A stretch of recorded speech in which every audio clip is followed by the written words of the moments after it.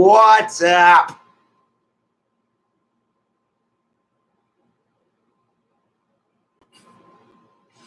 What's up, fellow YouTubers? Got me one of them big boy cigars. There's guys. What's up, YouTube? Picked up a cigar from the liquor store. I'm gonna get it ready when I go outside.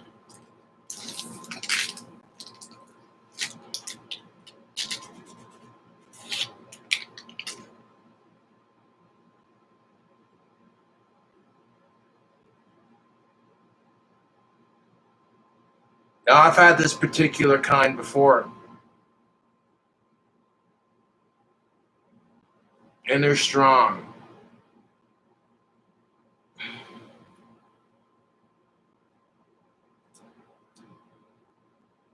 We're live on the King Cobra JFS channel.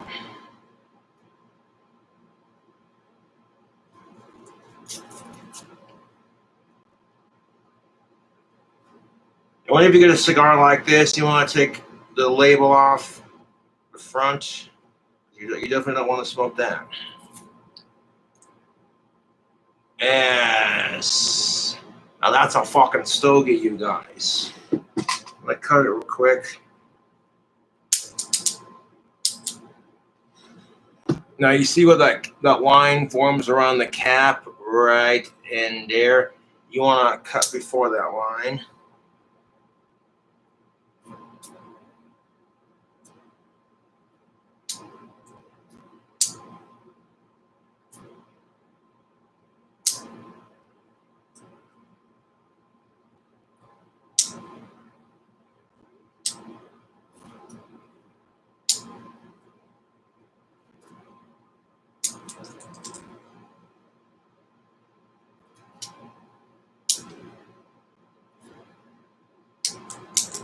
I don't want to cut the entire cap off, just the tip. Just the tip.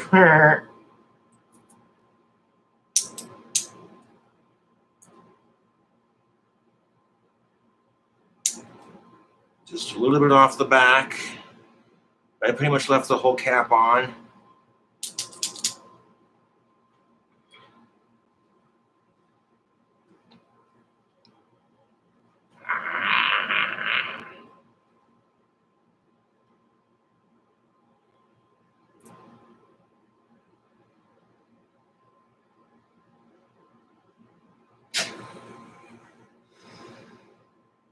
Oh my God, Jesus Christ. Yeah, we're not going to do this crap.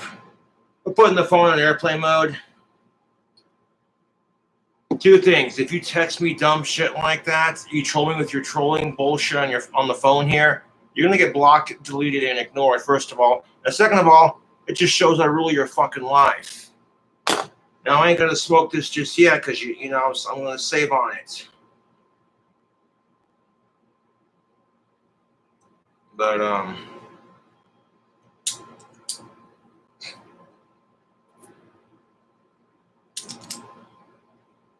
there we go. We left the cap on and just left the back exposed. There we go. Aha. Now that's a cigar, you guys. Hey, you guys. I had one of these the other day, and this fucking cigar is an ass kicker, dude. Paid about $10 for it. Speaking of money, I'll give some people a freaking shout out. I had like 40 some odd dollars in my PayPal before I went to the liquor store, and I appreciate that.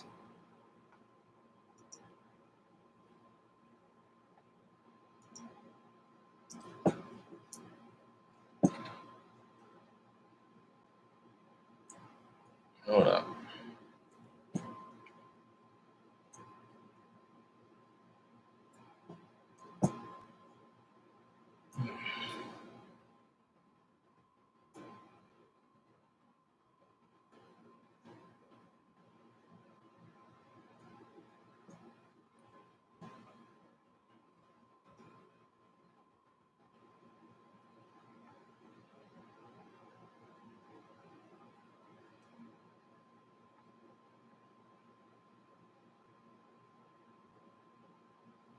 Well, fucking A. Thanks, Exhumed, for the $26.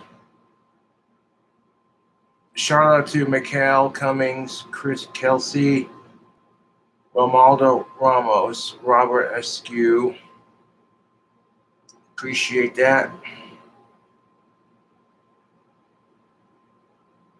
It was at 0, I guess, when it fucking... That's all right. Just got that money. Fucking sweet. Yes, now this is a cigar, ladies and gentlemen. Big old fucking stogie motherfucker, man. Sweet, man. Go ahead and save on that. So I bet y'all want a drink combo. Well...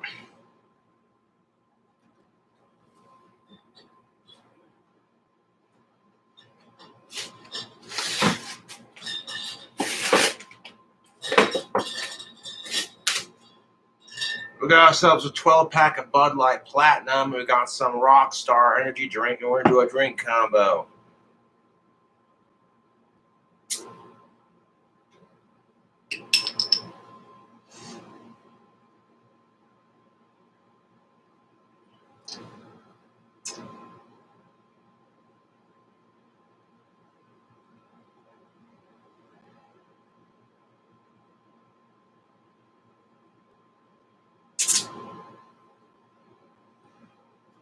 Now I'm celebrating the fact that it's Monday and my wands sold out. I got them ready for the mail. Got like $309 to mail them off with. They'll be more than enough.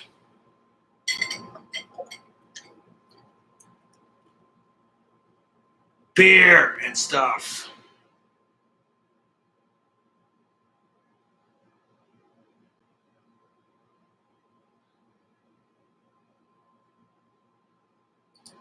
Yeah, we're going to drink like half of this, and then the other half is going to be mixed with Rockstar.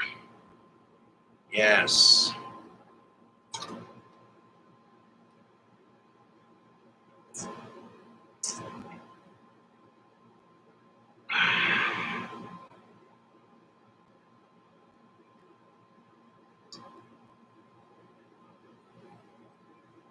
And here's the best part. This is for 21 and up.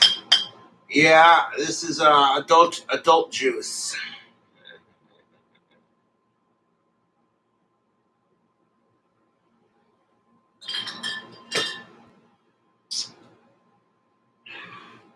I don't have to drink the whole fucking 12-pack in one sitting, but I might have like 2 or 3, maybe 4, and end the stream.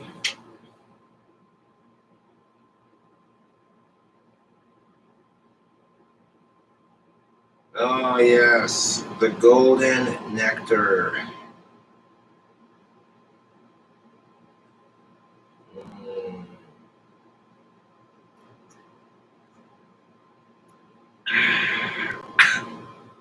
Yeah.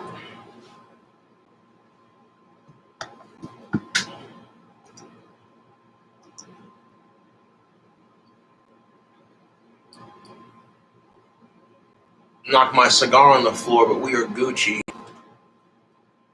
Make sure it's not peeling or falling apart.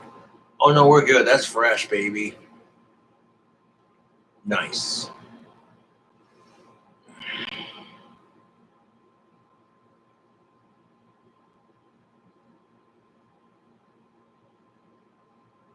It's a 12-pack, first of all, and second of all, that'd be insane. I have drinking a whole 12-pack in one sitting, and it does fuck you up, but what if I want beer for tomorrow?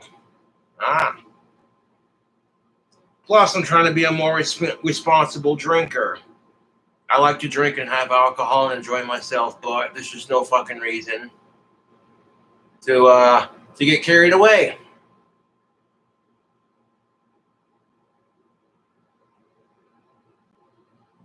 Yes, I actually have 2 copies of this Aussie shirts, so thank you for that. It's one of my favorite Aussie shirts. Gee, I can't imagine why, he said sarcastically. It's got Ozzy Osbourne and Cobras. Like, you can't get any cooler than that, man.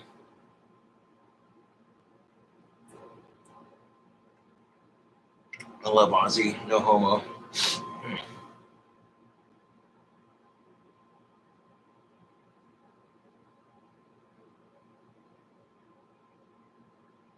Or like my idol Ozzy Osbourne, who's one of my idols, he had a bit of a drinking problem himself. That's why I try to be smart about my substance, if you catch my drift. Don't let it control your life.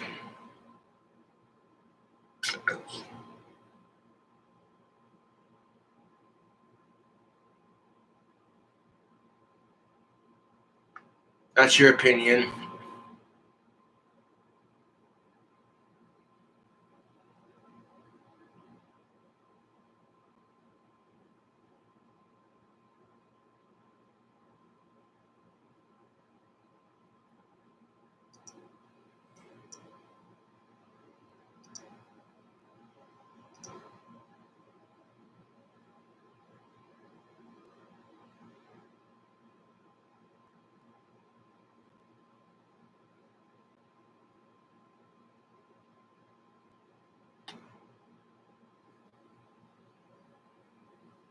Have I ever done coke?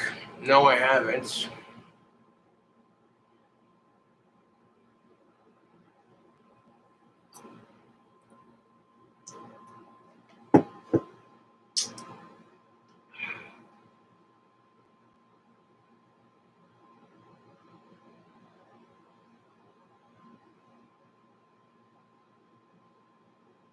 No, really, I haven't.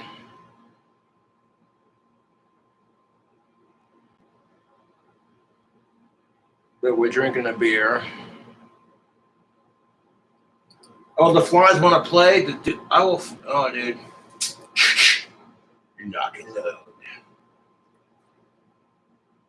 That fly's about to get swatted with a snuff tape.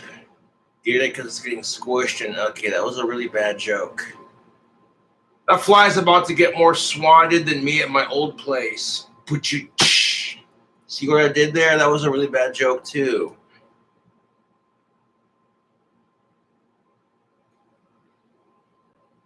Now, as soon as I pick up the fly swatter, them flies are smart enough to know what this is. Evolution with these little fucking teeny weeny bastards. They're smart enough to know to what the fuck this is. I pick this up. They don't even come anywhere near me, dude. Fucking hate flies. They're annoying as shit.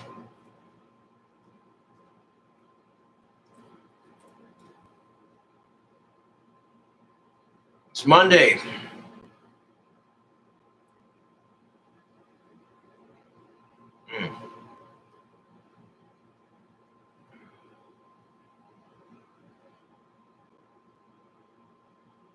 Flies are not the smartest creatures on the planet, yet they're clever enough to dodge you every time you try to swat at them. And you end up just smacking yourself. And if the fly could be laughing, it'd probably be laughing its ass off at you. And I'm going, hey, why are you hating yourself? Ah, fucking fly. You gotta smack yourself and get it off your face. And then you smack yourself instead.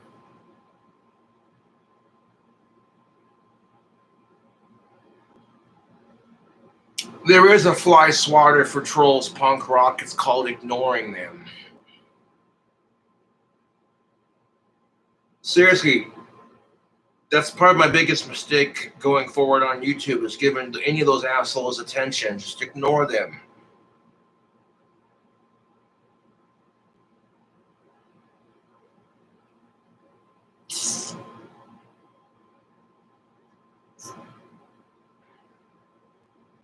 Pretty much block, delete, and ignore.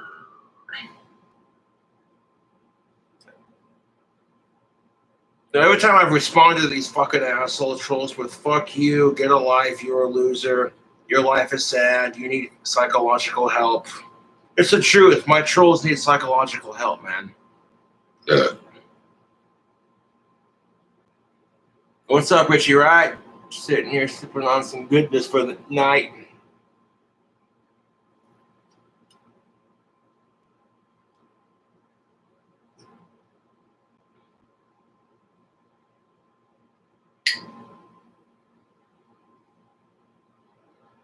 Just want to clarify, I said, yeah.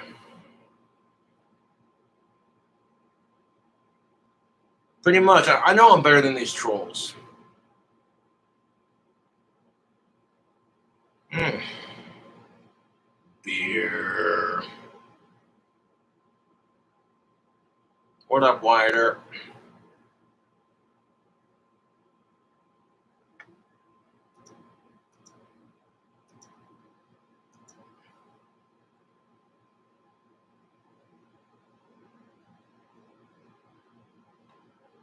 Yeah, I've gotten into a couple of fights.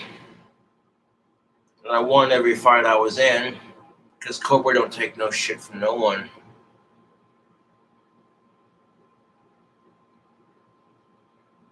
Got some Bud Light Platinum. We got a big old 12-pack sitting next to me.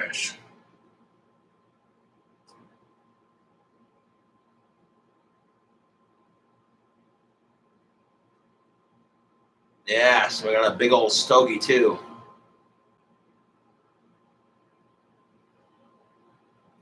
I purchased from the liquor store. I already cut the son of a bitch. Just the front of that tip and left the rest of the cap on. That's the key to cutting cigars. You want to cut before that line where the cap separates from the cap to the cigar. There's a little line. And it's just right around the thing. You want to cut it before that line.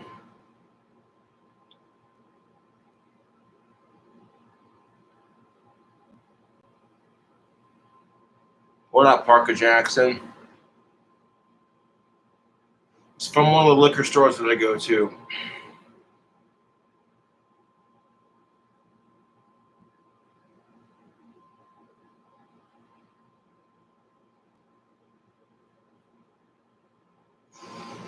Oh, god damn. This is an ass kicker of a cigar, dude. It's one of those cigars you try to fucking inhale it, it's gonna grab you by the chest. You know what I'm saying? It is quite tasty. I've had them before. Just once.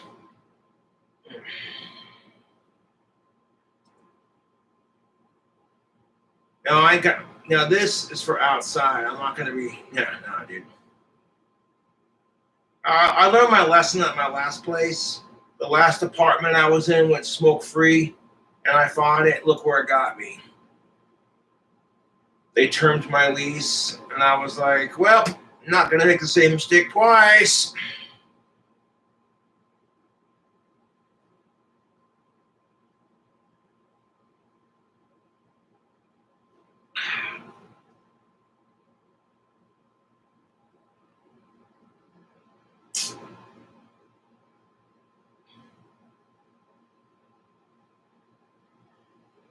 A cigar pairs nicely well with some blueberry barefoot.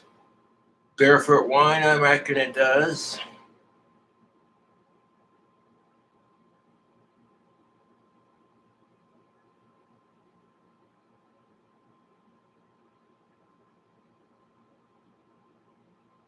That's why pencils have erasers. We all make mistakes at King Cobra JFS. Yeah. My biggest mistake was trying to make YouTube videos. Just Josh and you. Nah, bullshit. You love doing videos for YouTube.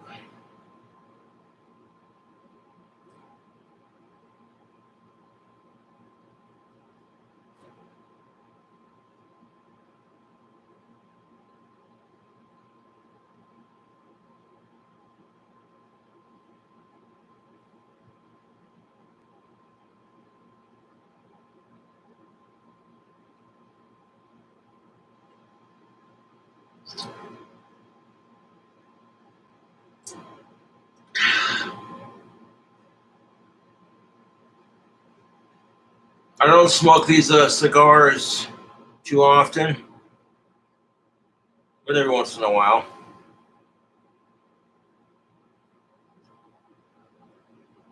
Mm.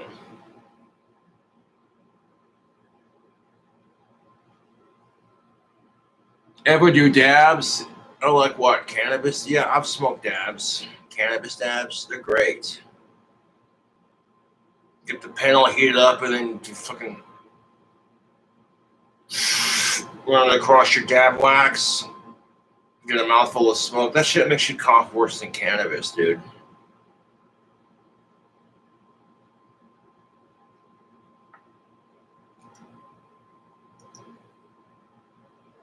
Impersonating my biological birth mother in the chat. Yeah, my trolls are the biggest pieces of shit. Get banned from my channel.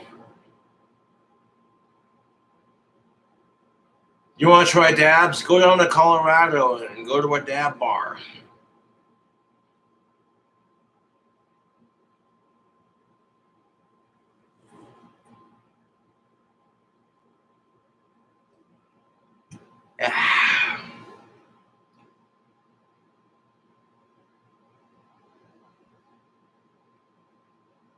Reefer Madness is all bullshit, man.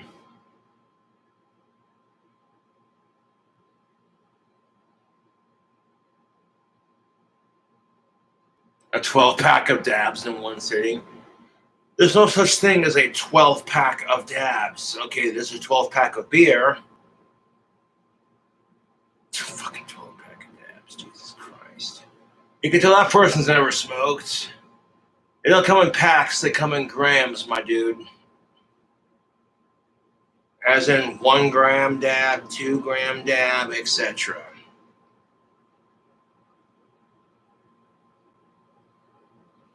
My day was fantastic.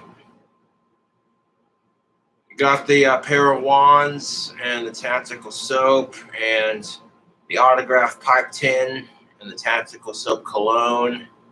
Got it all ready for the fan, so tomorrow I'll be shipping that off.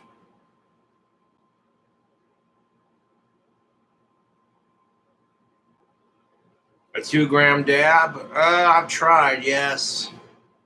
And it's brutal, dude.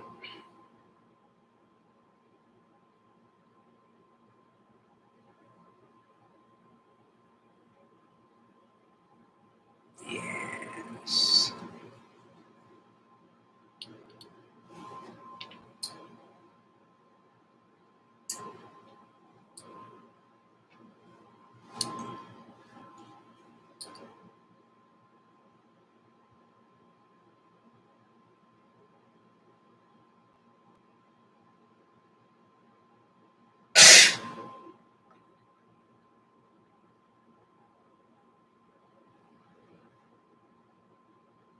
Nah, Goldfinger's doing his thing, man. So no worries on that.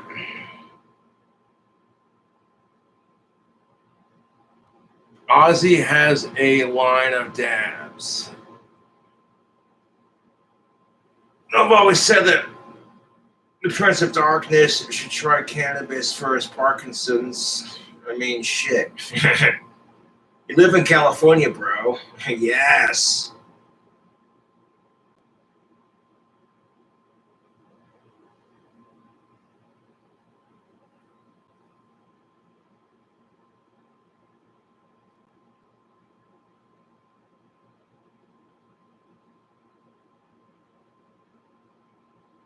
Fucking, you see Ozzy roll on a fat blunt and then going out onto his front back porch like,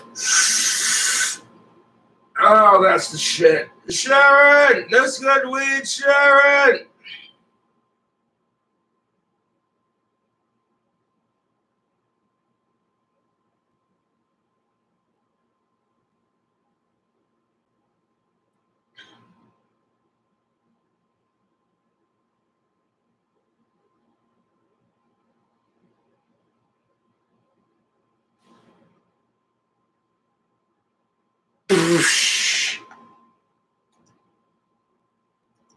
Okay, Cobra fan, you're gonna get banned for being stupid.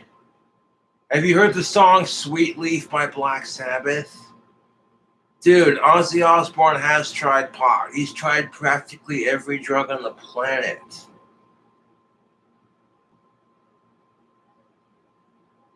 I'm aware of that, yes.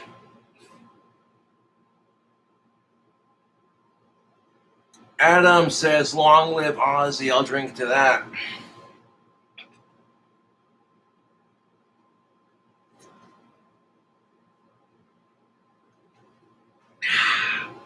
Let's pour some Rockstar in here before I forget.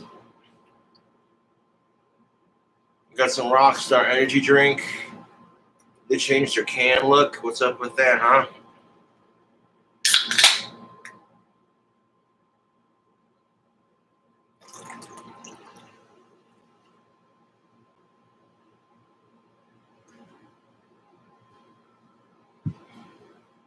There we go. Some Rockstar. Some Bud Light Platinum. Cheers.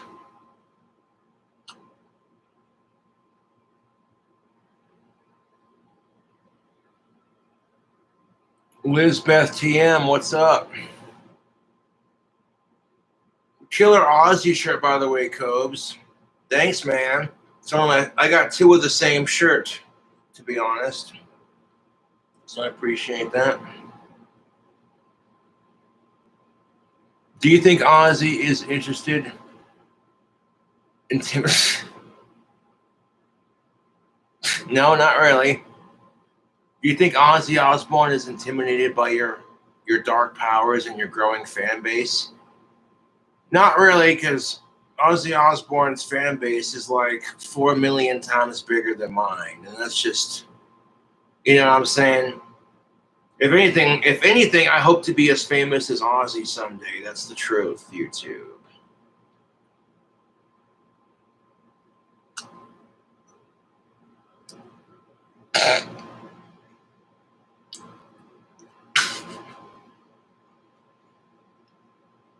You guys are dorks.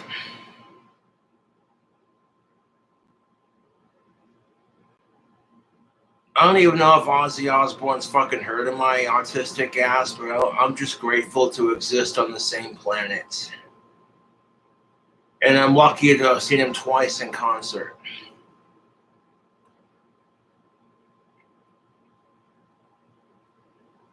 What up, Tubes? Would you do ecstasy with Ozzy Osbourne? Fuck yes. If Ozzy still partied a little bit, I'd party with him. Yes. A little bit of that. Yeah.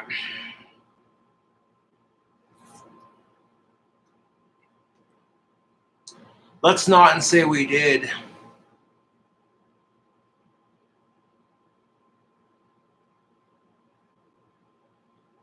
I don't care if Ozzy Osbourne notices me or not. It's just cool that he's still kicking and making music, you know.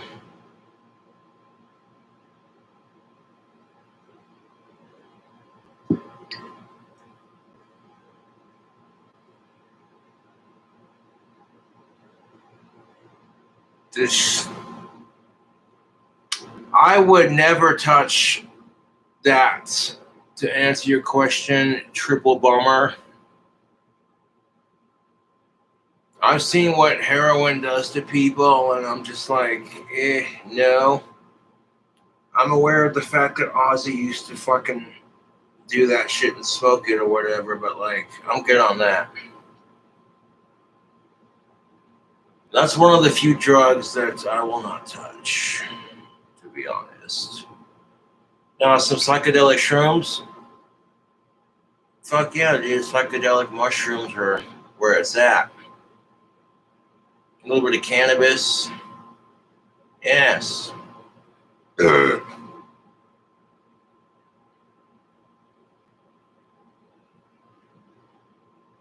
tried reapplying for Super Chat. So YouTube is basically said, we're not going to remonetize your channel. So I'm like, well,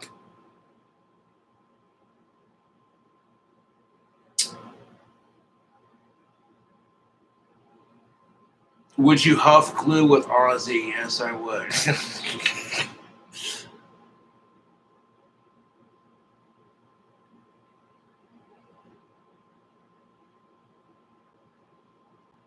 More guitar bombs. Well, if it wasn't like 8:30, 6, almost 9 o'clock at night, I'd play some guitar.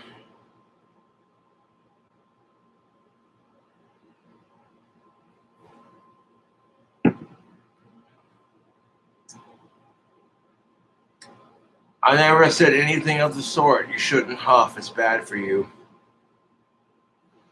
I did huff cologne when I was much younger.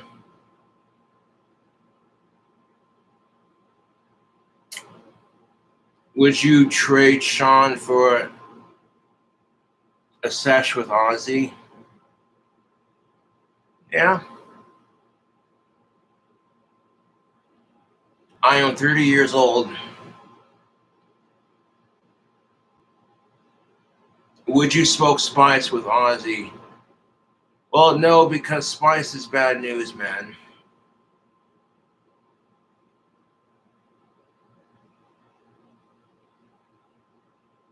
I used to smoke spice back in the day because it was cheaper than cannabis, and yeah, my buddy was on probation, so it was kind of like, well, shit. Now, if you make K2 out of natural plants like frankincense and such, you make it out of natural herbs and remedies, and it's not so bad for you. But the shit you're talking about is the chemical laced bullshit. That shit's bad news, man.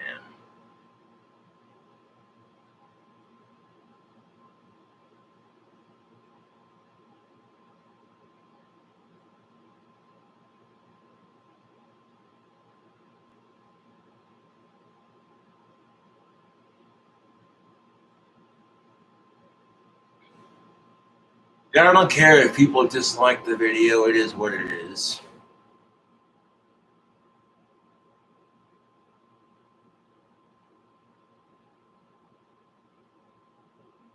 I'll check my P.O Box tomorrow when I go to mail off the wands.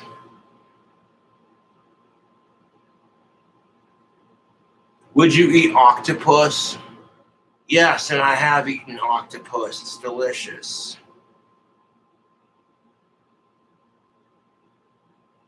Adderall? Eh. I mean, I've tried it, but pills are not really my scene, man, unless you got like muscle relaxers or morphine.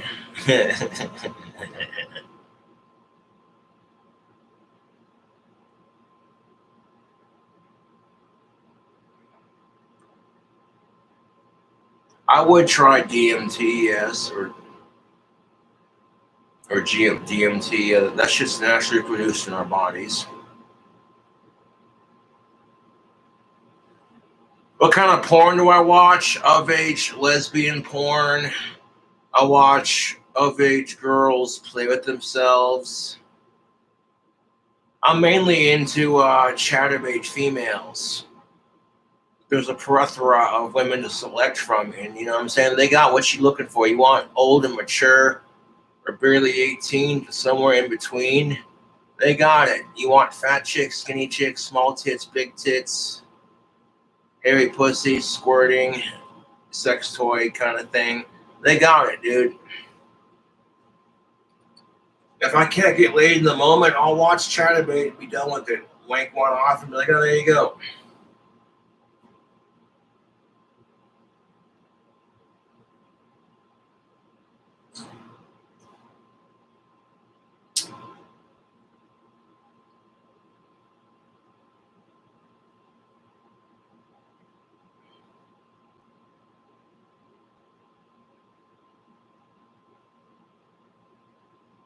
You want to call me a creep because I watch Chatterbait? Well, guess what? Women watch porn too, you fucking hypocrites. Oh, but that's just a double standard. If women watch porn, oh my god, that shit's hot. She watches porn. Oh. But if men watch porn, we're the biggest sleazeballs on the planet.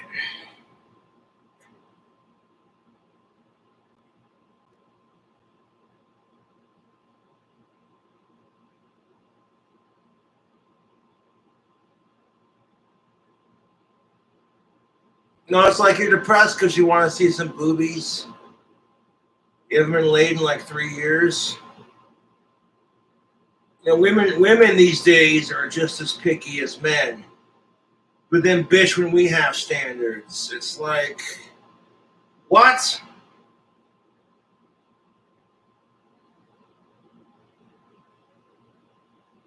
Don't even get me started on gender-based double standards. I'll probably get pissed off and like fucking finish that entire 12 pack in one sitting and be sitting here drunkenly ranting about this shit. You already know.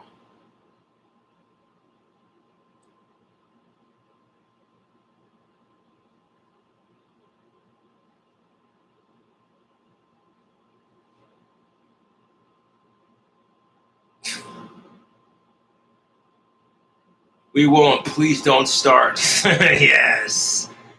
Yeah, I've done it so much that I sound like a fucking broken record at this point, YouTube. Yes.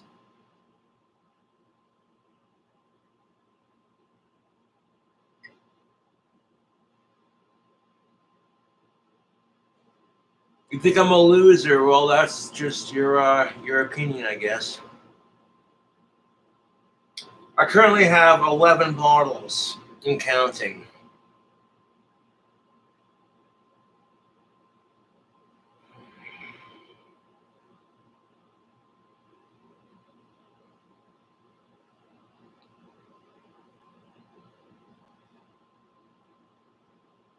At least he's self-aware. Sometimes I'm not self-aware. That's the thing about having Asperger's. But when I am self-aware, it's painfully obvious to me just how incredibly autistic I really am.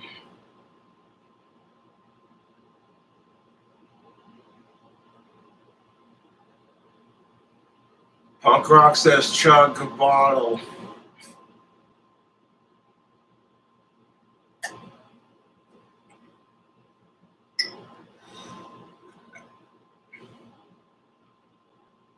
I might.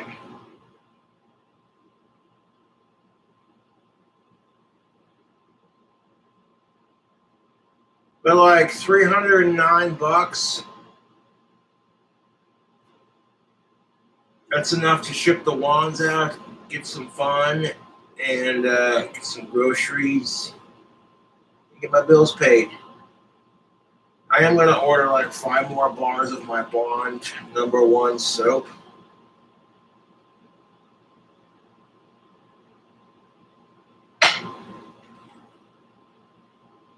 You know, 72 dislikes. I don't care. If all you do is turn to dislike the video, you're a sad fuck. That's what kills me about it. If you don't like my videos, why do you watch them? Because you're morbid curiosity.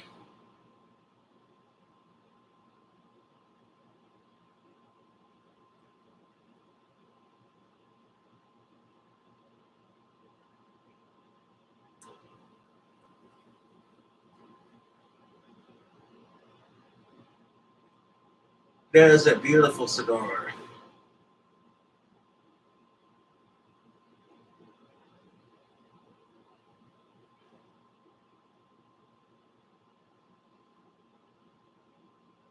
You know, I think they got a stem in this bitch. Right there when they were going to wrap it, they got a little tobacco stem right there in the leaf. I'm not gonna pick it out because I don't want it to fall apart. I was gonna have to like smoke it to that point, and then it'll be Gucci.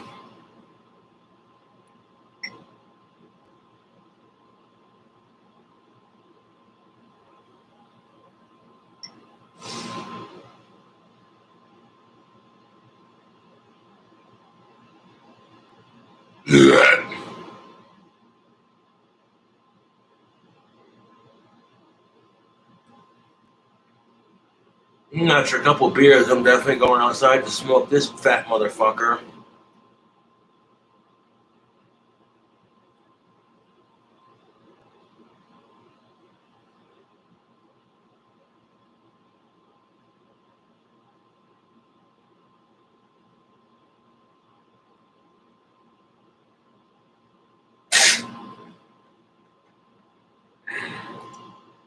Nope.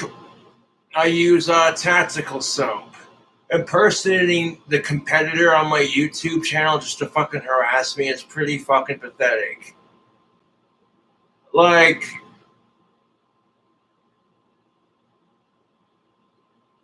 No offense to Dr. Squatch, but I'm more of a tactical soap man.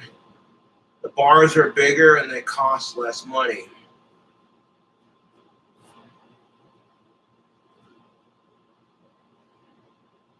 Could these trolls suck my dick any harder if they tried? Yeah, they probably could.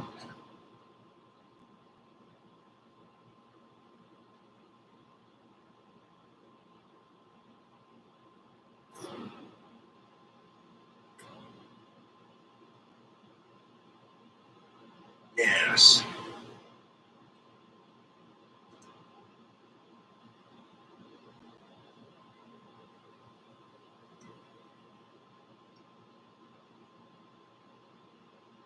This is the kind of cigar that would take at least a good hour and a half to finish. You get like 3 or 4 puffs into it, and it's just like, holy shit. The darker the cigar wrap is usually an indicator of how strong it's going to be. From what I've noticed,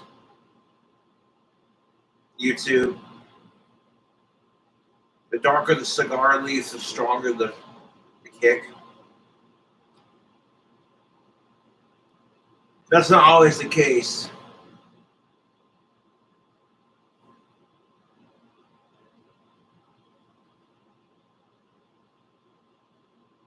Yes.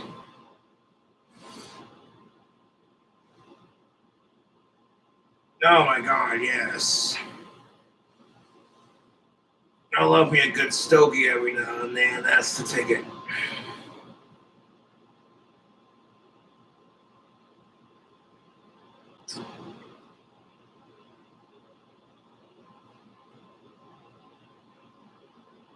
No, I like living up here, and the apartment I live in said smoker free now. So it's like, why fight it, man? It's just not worth it.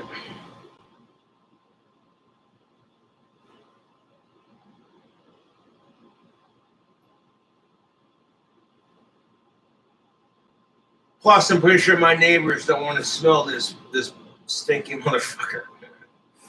Yes.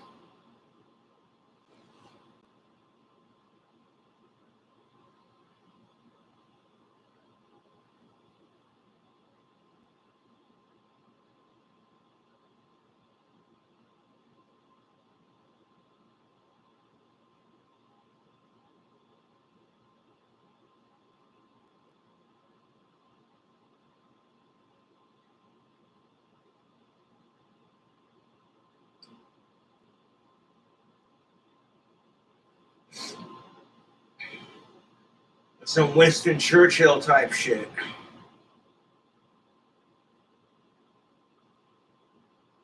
Winston Churchill was a very famous British prime minister type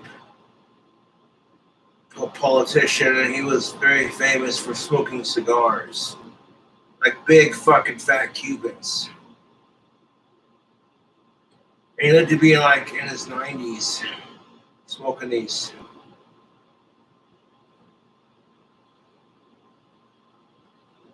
Shout out to Richard Wolverton, World War II veteran.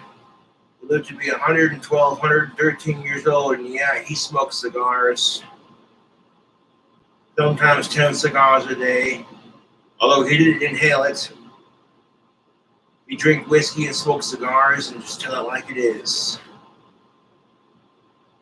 You know, I think the keys to a long life is do what makes you happy.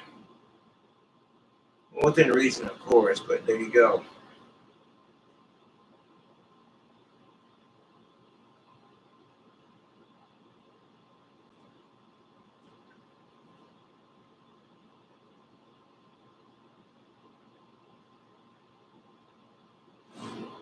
Oh, shit.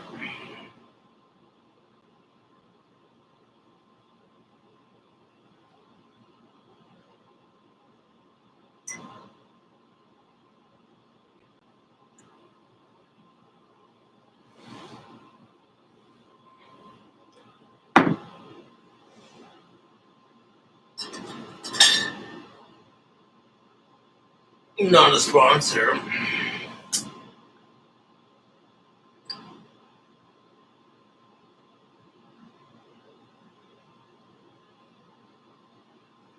I could try chugging this, but I think I'll leave the chugging to Badlands chugs. Because your boy Cobra can't chug worth a shit. I could try though.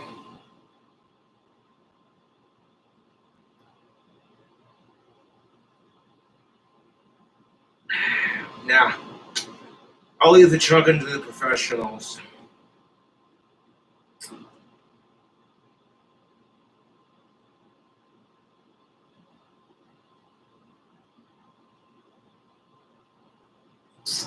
That's good though. Bud Light Platinum.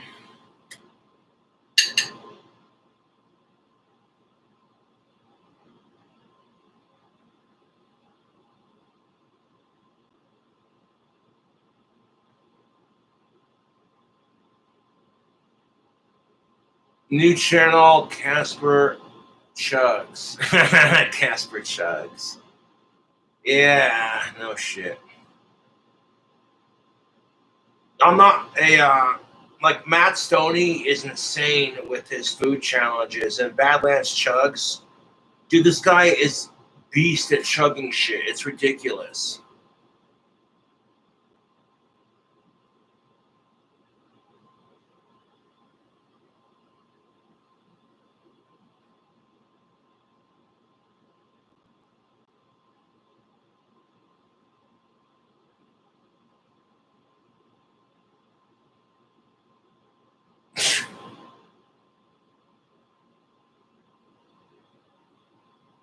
Cobes is a peanut head.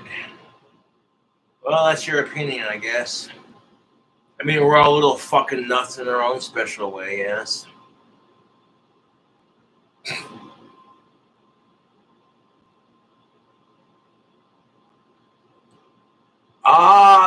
You've all seen my shotgun, my double-barreled Stoger Elmer Fudd gun, side by side, 12 gauge.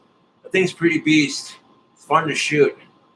No, you don't need to see it, especially if I'm drinking alcohol. YouTube might have a fucking stickler about that.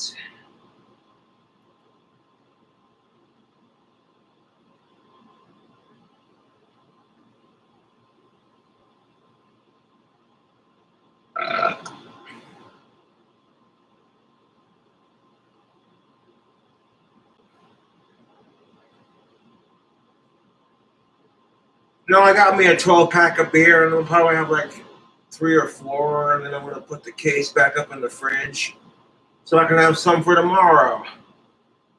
I like to drink beer and alcohol, but I don't need to burn through the whole case in one video. That's just not necessary.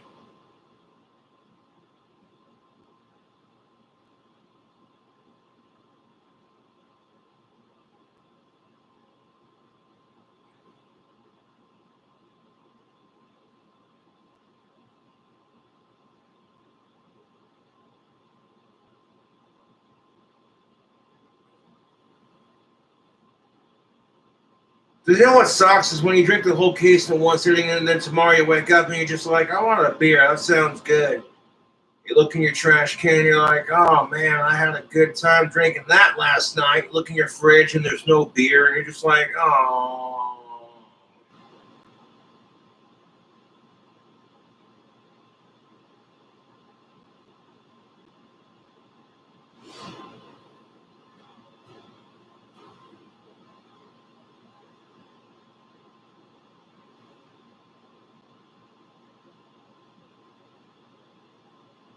I tell you what, no respect.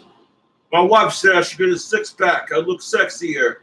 So I went to the liquor store and got a 6-pack of Bud Light Platinum. I'm gonna tell you what. I said, hey babe, check out my 6-pack.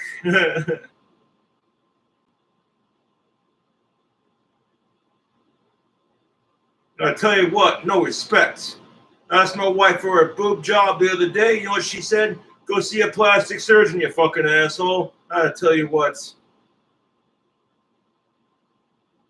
Rodney Dangerfield doing a bit about getting titty fucked? Yes.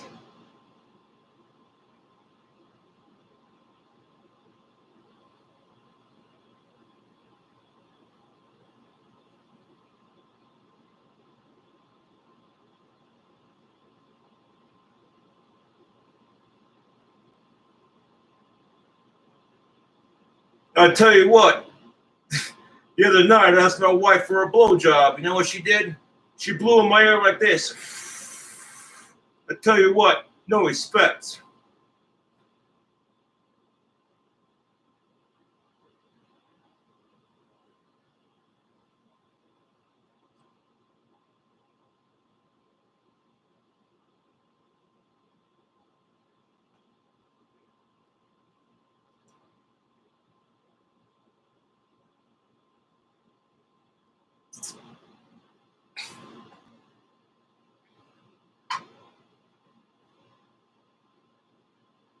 I tell you what, the other day I was in a fucking elevator. You know what this guy did? He fucking farted. Fucking farted and looked at me like I was the one that did it. And I tell you what, no respect. Don't you just fucking hate that? You're on like I think farts are funny. They're hilarious. But dude, if you're in a crowded goddamn elevator and you fart and then try to play it off like you didn't do it, and everyone's just staring at each other like, okay, which one of you sour-faced motherfuckers did it? We got 20 floors to go and you're fucking sticking up the elevator with your shit? No, I tell you what.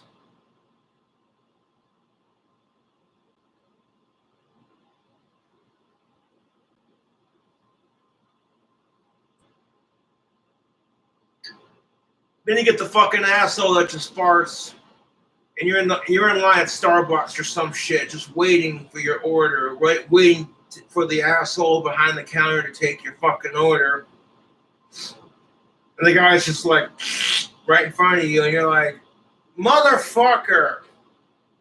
Oh shit! I didn't know there was anyone behind me. Well.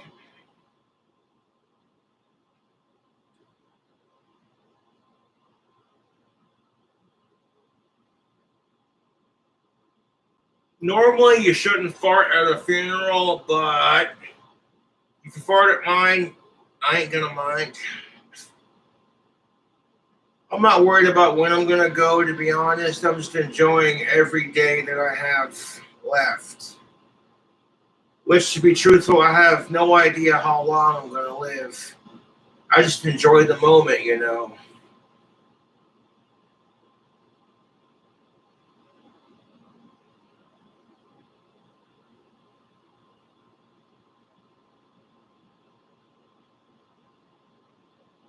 Now, if I fart and someone gets offended by it, I'm just like, I'm sorry. I have Asperger's. I can't help it. And they're gonna be looking at me like, "Oh, you think you're being cute? Asperger's is a real disorder, you fucking prick." And I'm like, "I know, I have it."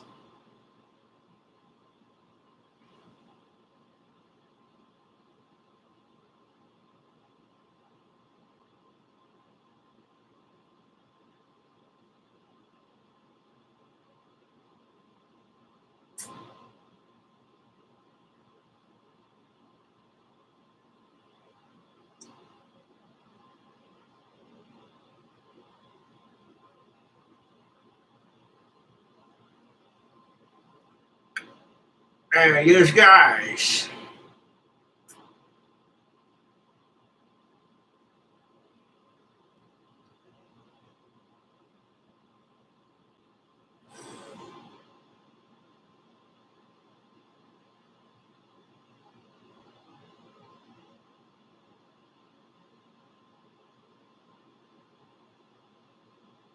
Now, cigars are for 21 and up.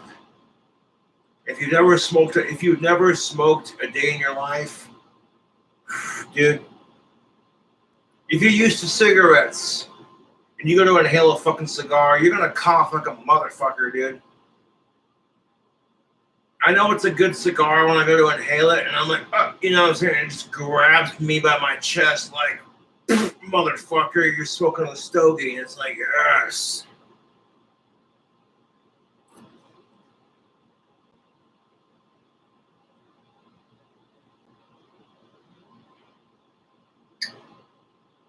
Hey, what kind of car does crank? A Model T? Anyone? Cobra, that was a really bad joke. Yes. Yes, it was. Oh, I'm not lighting it up in here. Oh, fuck no, dude. This cigar I've had these before, and this is one of those stanky cigars. I'm going outside to smoke it here in a bit and do the rest of the stream here and have a beer.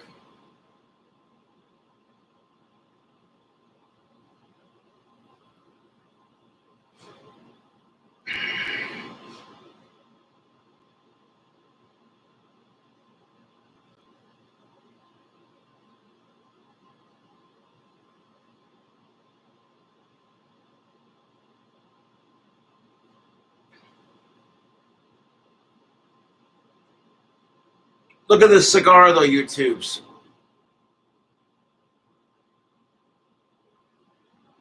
That's a big old fat son of a bitch. Like here, you guys.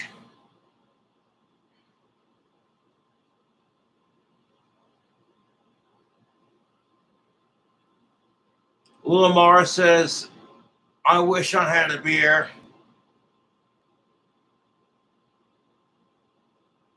Yeah. I'll drink to that.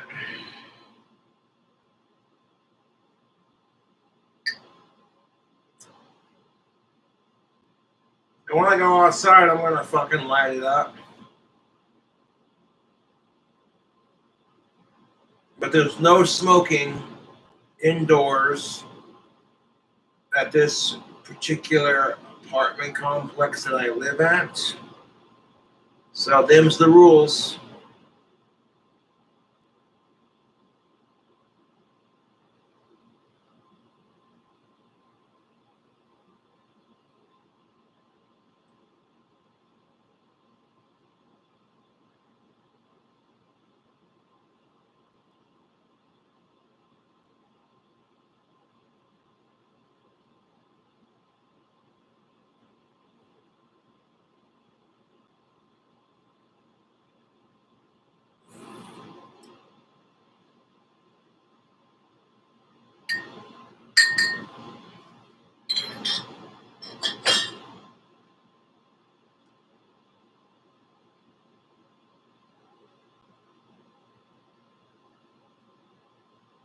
Take us with, Cobra.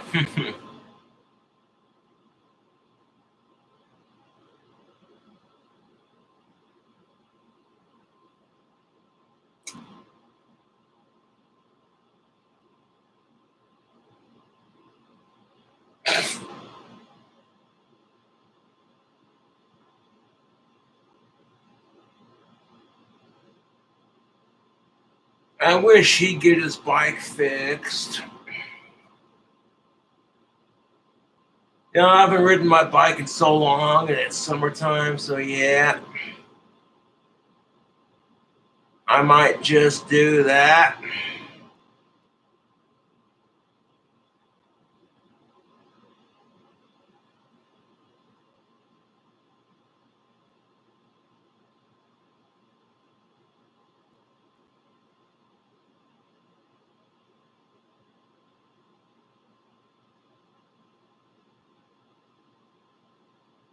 Well, it's because it's his house. He can do that if he wants to, man. You all trying to encourage me to smoke this cigar inside is it's just not going to happen. This ain't like the olden days where back in my old place kind of thing, you know?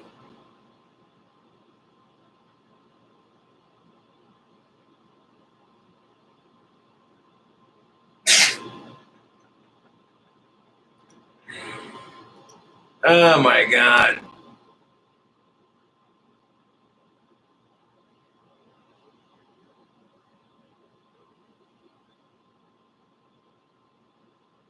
Oh, a girl loves a 30-year-old riding a bike.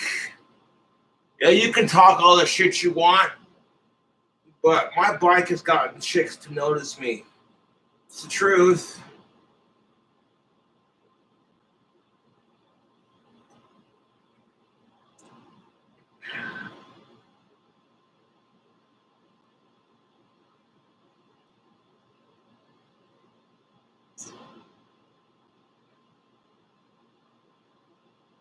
Hour-long stream already. My, how time flies when you're having fun just chit-chatting with fans.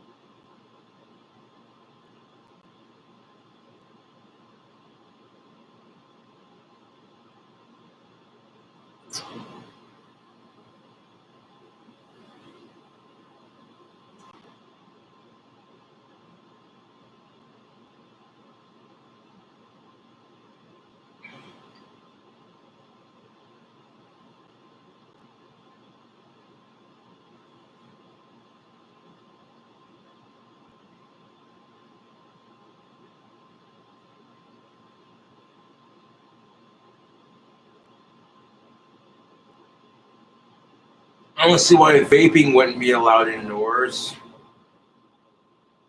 It didn't specify that.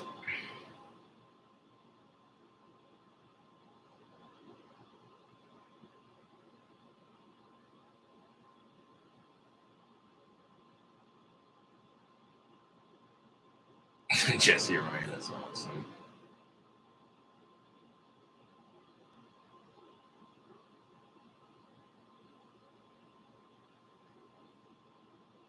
Little Mar says, you need advice talking to women.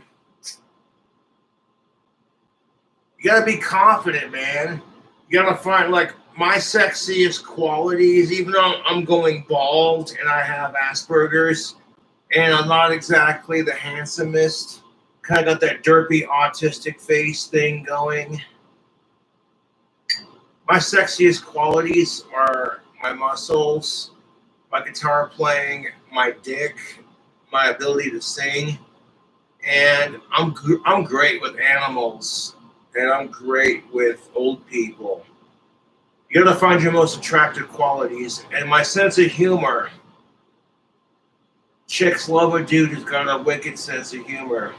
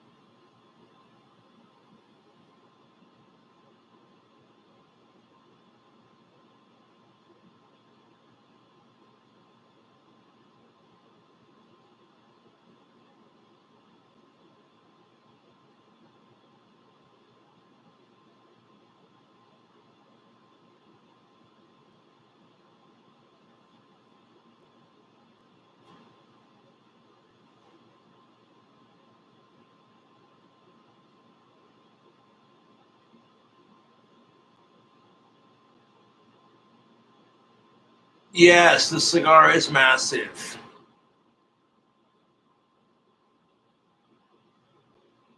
There's times like I'll smoke a couple hits of it, put it out, put it in the ashtray, and then save some for later.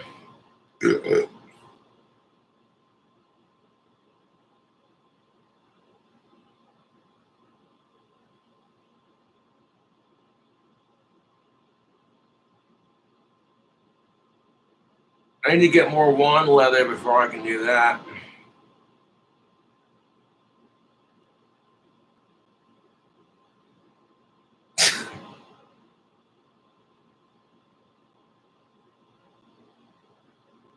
Well, I'll tell you what. Damn it, Bobby. Piggy the boy ain't right. Propane and propane accessories.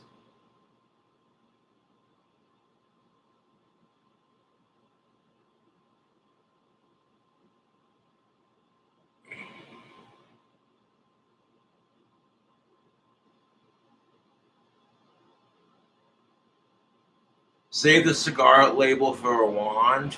And there's something that I haven't thought about doing. That's a good idea.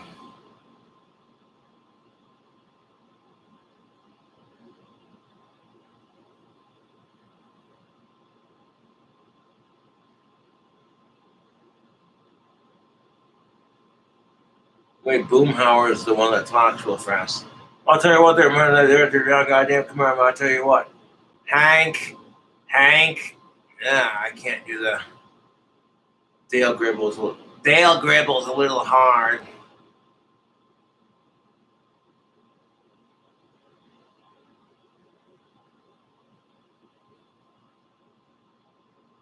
Man, I could. Are you a ventriloquist? Yeah, to a degree.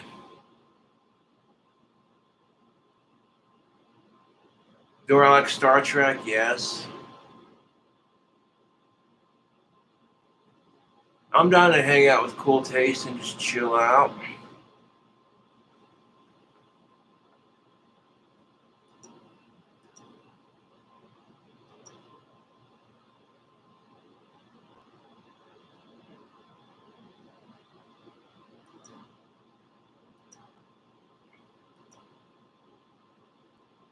I can't do Peggy Hill's voice.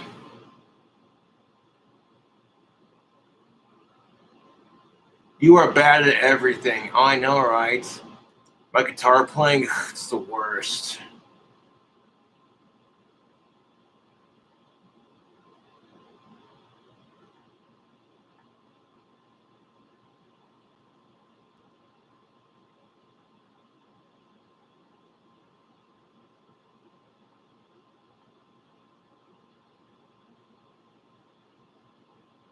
Homie? Oh, but Marge!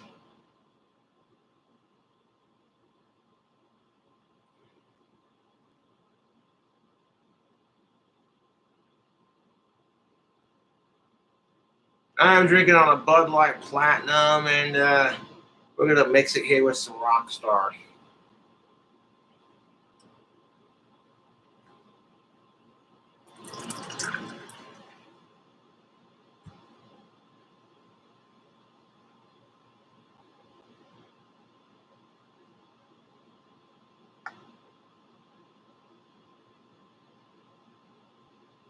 Cleveland Brown from Family Guy. Oh, that terrible impersonation. Loretta. No. Damn.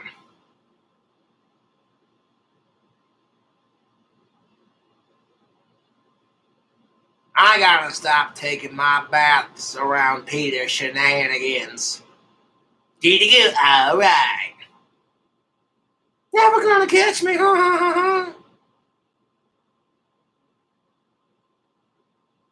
Did you go? Alright. Hey, Peter, it's Joe Swanson. Oh, shut the hell up, Joe. Nobody cares. Nah, frickin' sweet. Hey, fucking YouTube. You know what grinds my gears?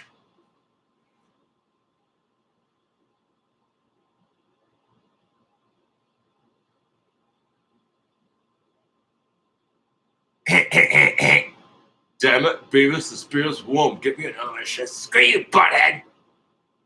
I'm Cornelio. Hey, Morty, it's Rick Sanchez. Hey, Morty. Oh, what is it, Rick? Morty, I'm drinking a Bud Light Platinum, Morty. I'm Platinum Rick.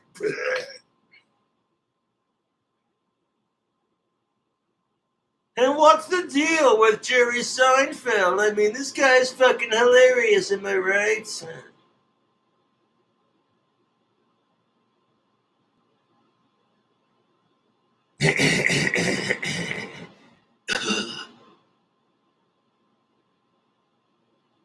What's the deal with Cobra's Jerry Seinfeld impression? I mean, have you seen this?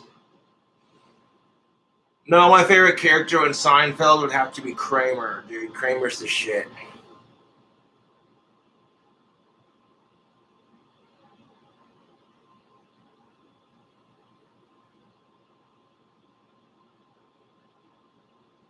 Well, I'll tell you what, YouTube. Hey, kid, I'll sell propane and propane accessories. Damn it, Bobby. Peggy the boy ain't right.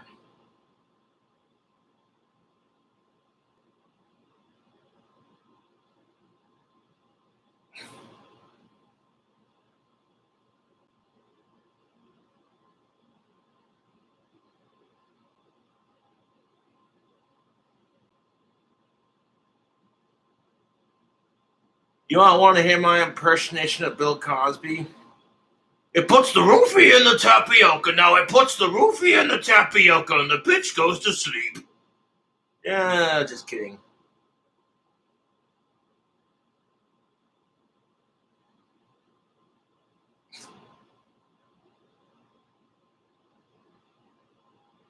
Pudding Pops.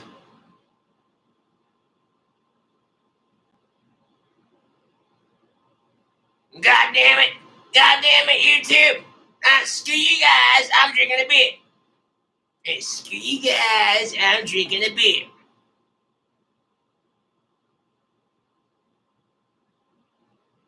Yeah, what's up, Doc?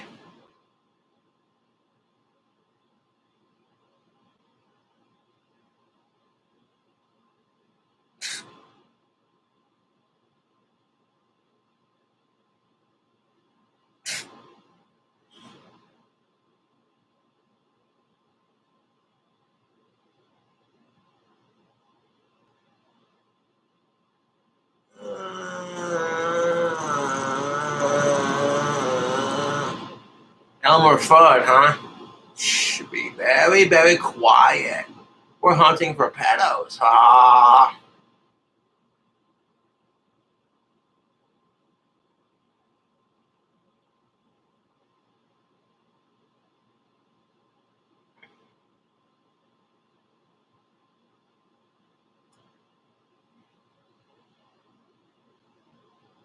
Listen, Jar Jar Banks, this a stupid little fucker. Jar Jar Binks, you's a stupid motherfucker. This a stupid motherfucker.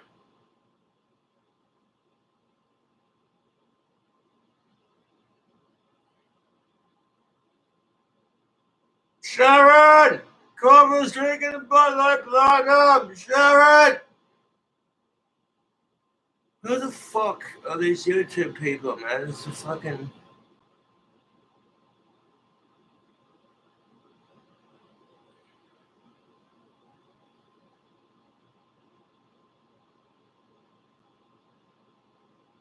Hey, you guys, this is my Bill Clinton impersonation.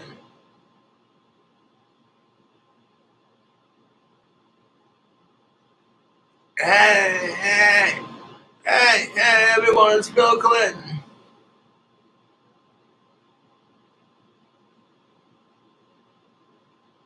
I pity the fool, Mr. T. I pity the fool. What kind of car does Mr. T drive? I heard it was a Model T.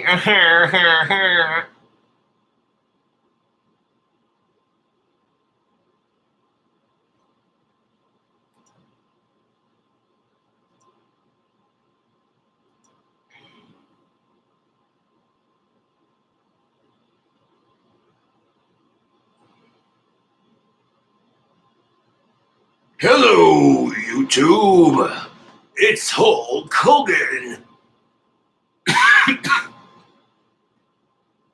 Oh, yeah, baby. Sugarlicious YouTube. Oh, yeah, baby. Oh, behave.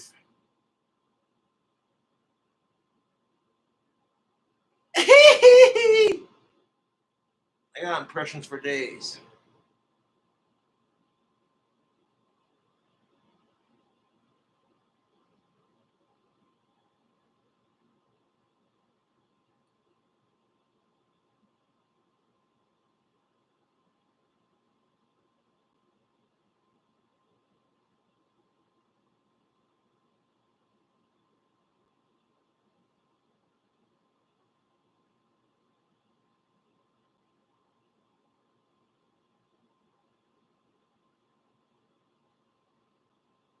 Still only asked for a Michael Jackson impersonation.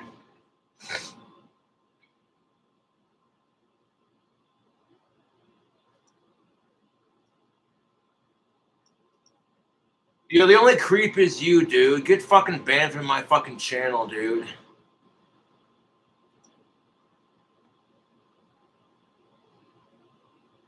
Like, fuck you, dude.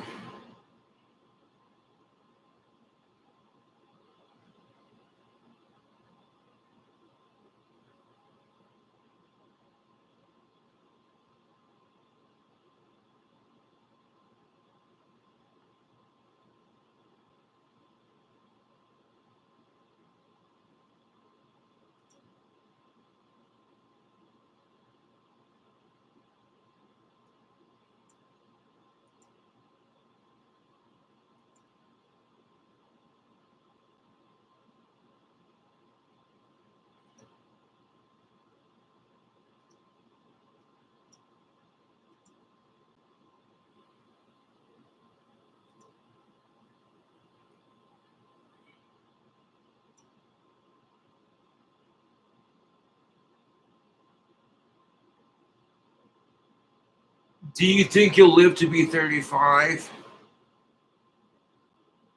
I quite honestly don't give a shit if I live to be 35. I'm just making the best of it.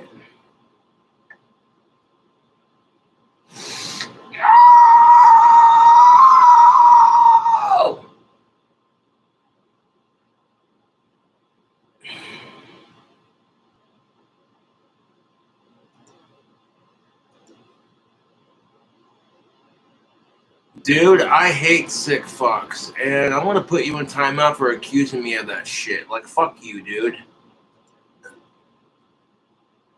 The only creep on my channel are my fucking trolls. Like, Jesus Christ, I think my trolls are obsessed with sickos and being one. And they need serious help. Like I said, my trolls, they need help.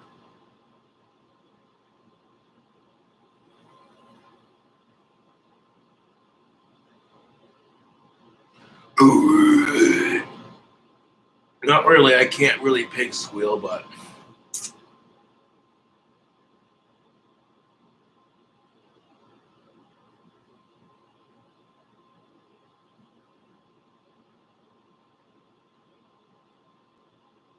that was a Danny Filth shriek.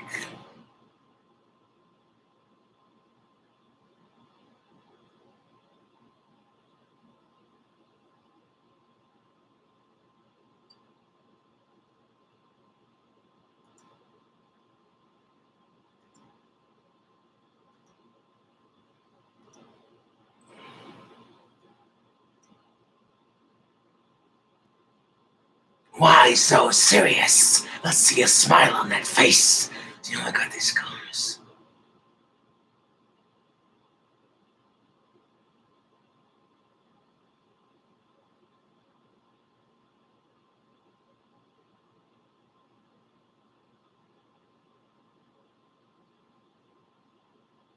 Thank you, Sydney Watson, for doing your thing. I appreciate it. Now, let me be perfectly clear with you assholes. I hate sick fucks. Okay? I hate sickos more than I hate my trolls. And I'm not going to keep going on about it. I'm going to drop it and move on. If you're going to spam in my chat with lies, you're going to get banned. It's just simple as that.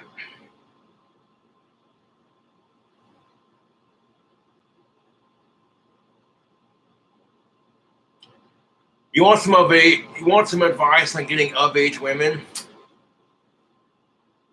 Get yourself some tactical soap. Have some confidence. And broaden your mind with study. You know?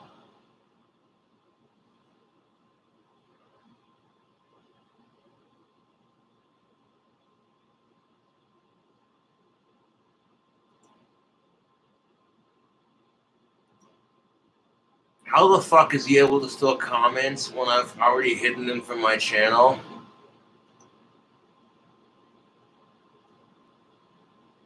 It's fucking dumb.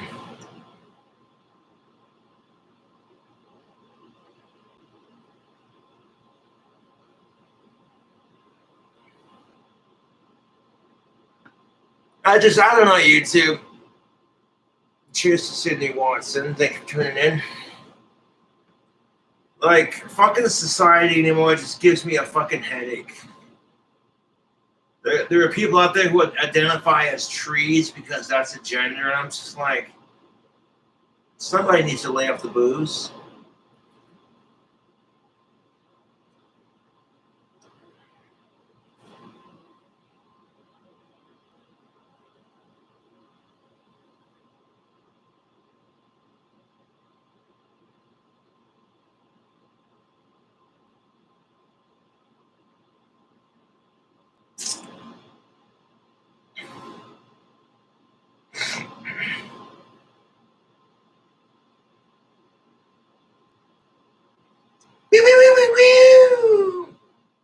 What's up, muchachas and muchachos?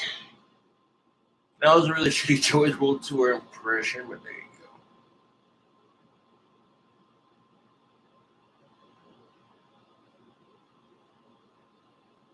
Whenever I feel like it.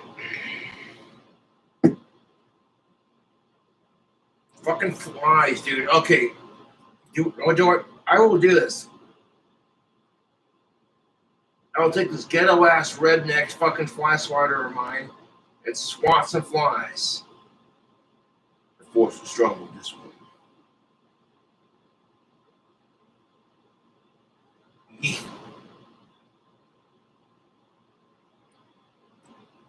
You know that look on Sydney Watson's face when she sees another stupid thing in our society? She's just like, okay, take me to Mars. I'm ready. I know the feeling. Like, Jesus fucking Christ.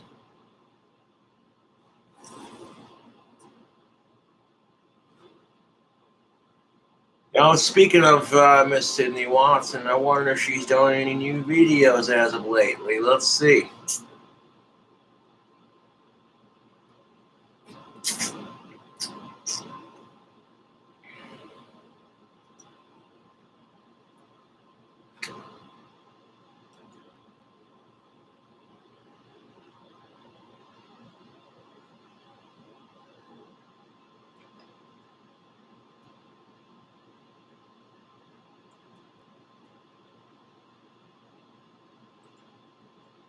Pudding people are gross.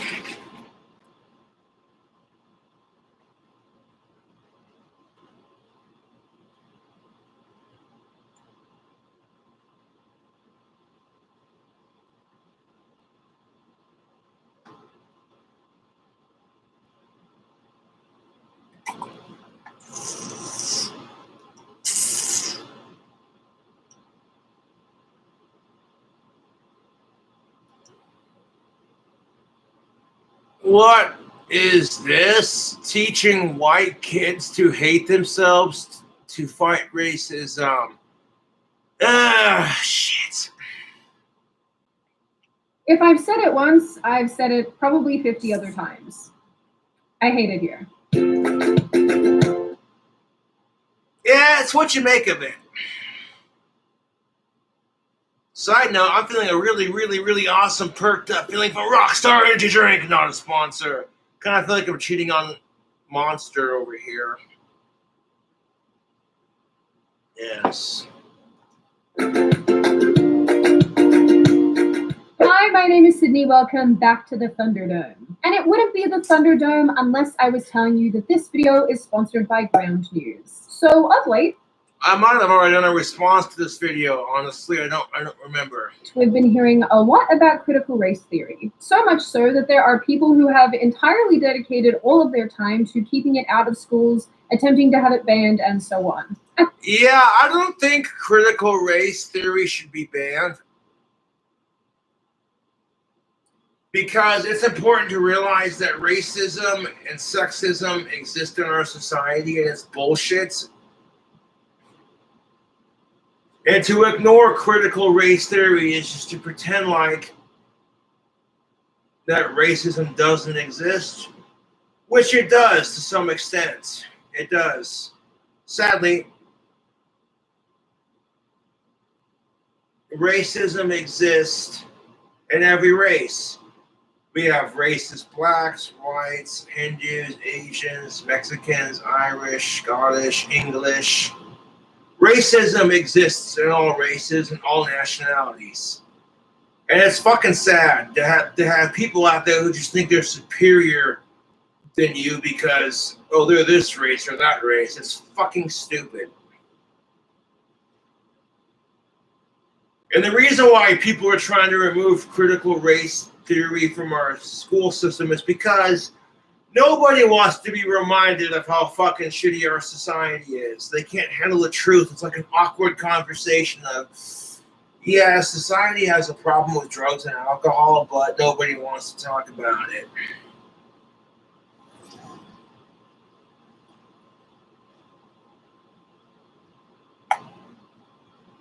At the same time, I've seen plenty of blue check marks on Twitter argue that nobody can even define critical race theory. So how can we push back against something that nobody can even pin down? And let me...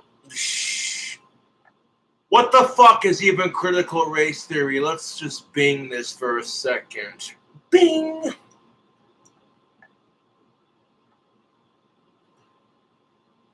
Definition of critical race theory. Let's educate ourselves.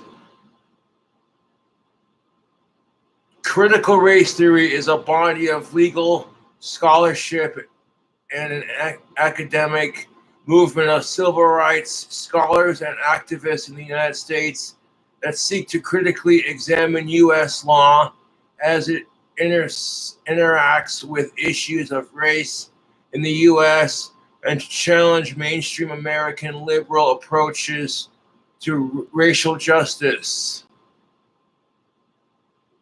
So you're challenging racial justice. CRT examines social, cultural, and legal issues primarily as they relate to race and racism in the United States.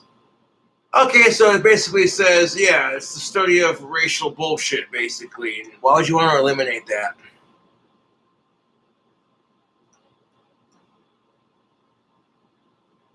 Like, do you think I feel comfortable in the room when I'm constantly being reminded of my white privilege and all you whites are just racist? And I'm like, first of all, I acknowledge my white privilege.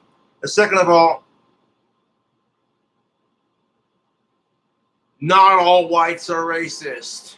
Just like not all blacks are gangbangers. Oh, okay. See what I'm saying? How that works? Hey, you know what I'm saying? Like, it's the truth.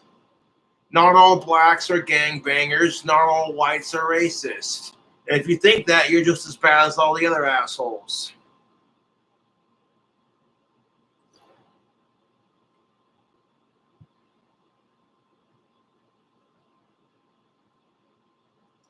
Let me tell you, don't ask me.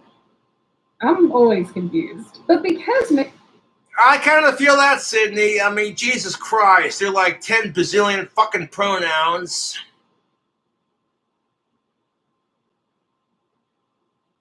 No, it's the truth, and they're constantly changing the LGBTQ plus to include other letters and all this other shit.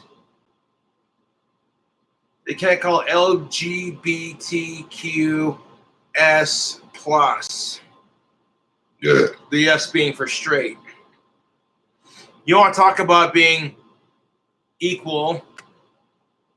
Why not include straight people into the movement too? Oh, because straight people were dickheads to the gays and the trans, so it doesn't work like that. Okay, and I hear you on that. I'm sorry you had to go through that. Like, but not every straight white male you see is like that.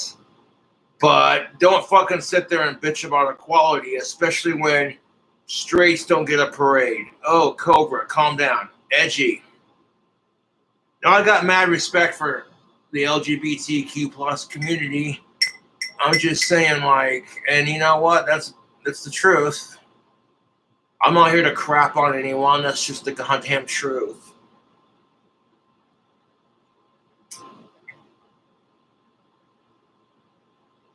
No, straights don't get a parade because straights were dicks to lesbians and gays and trans people for the last 50, 60 plus years. And I had no control over it. If I did, I would have been like, hey. As long as they're with people that are old enough and they're old enough for each other and it's consensual, who the fuck cares? I'll drink to that.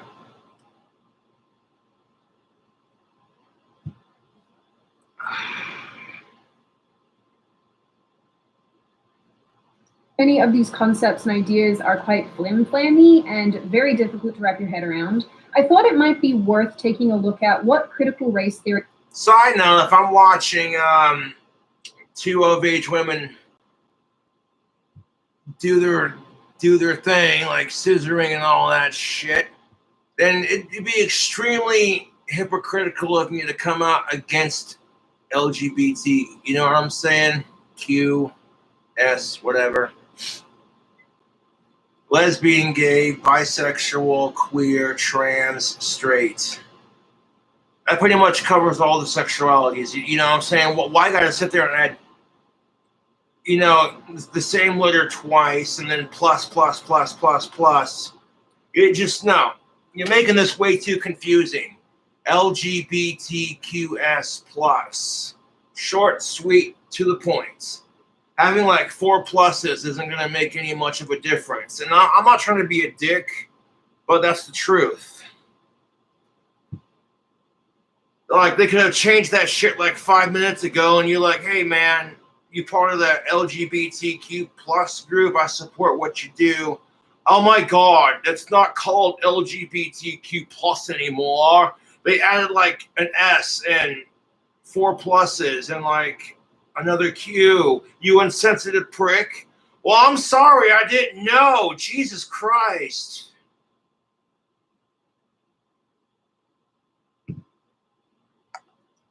Actually looks like in practice in classrooms. Because I don't know about you guys, but creating victim groups, making white people the enemy and so on, I don't like it. Animal? I kind of agree with you on that, Sydney, 1000%. At the same time, yes, you know, creating a society full of victims isn't good. But at the same time, we have to acknowledge it for how it is. Like, I don't feel like I feel extremely uncomfortable about this topic. Like, I had black friends growing up, and I have black friends and gay friends now.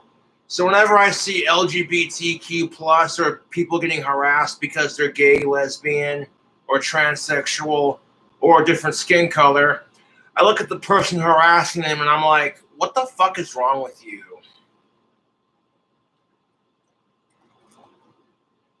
Like, why the fuck do you care if this black man wants to fuck a Chinese man in the ass? How does that personally bother you? As long as they're old enough for each other, who the fuck cares? I tend to think homophobes are actually secretly gay, if you really think about it, because most people like myself don't really give a shit. Outside of the fact, if you're old enough for each other and it's consensual, who cares?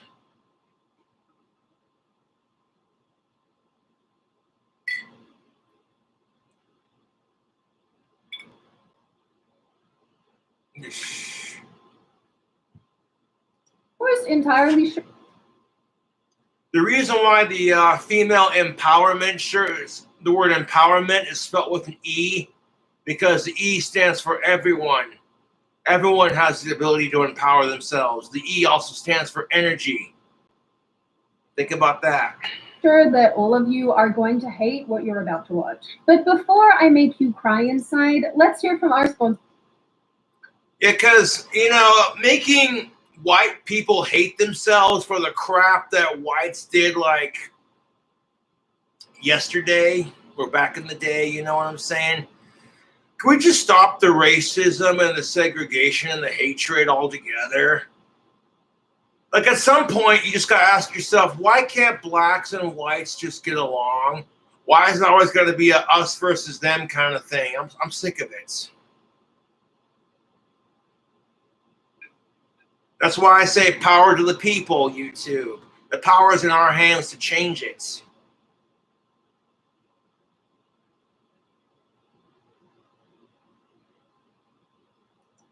Grand news. Do you consider yourself an intelligent person who likes to keep up with news and current events? I do. Look at Sydney's Yes, face. I do. But this can be hard. Every time you turn around, it feels like you're running into biased news sources. It's true. It's annoying. I'm not a fan. And biased news sources mean that you're probably not getting the full picture. And without the... That's because news sources like CNN and Fox News are censored by major corporations and the 1%. It's the truth. You got Cunt News Network and Fox News. See what I did there? Cobra with his salty language.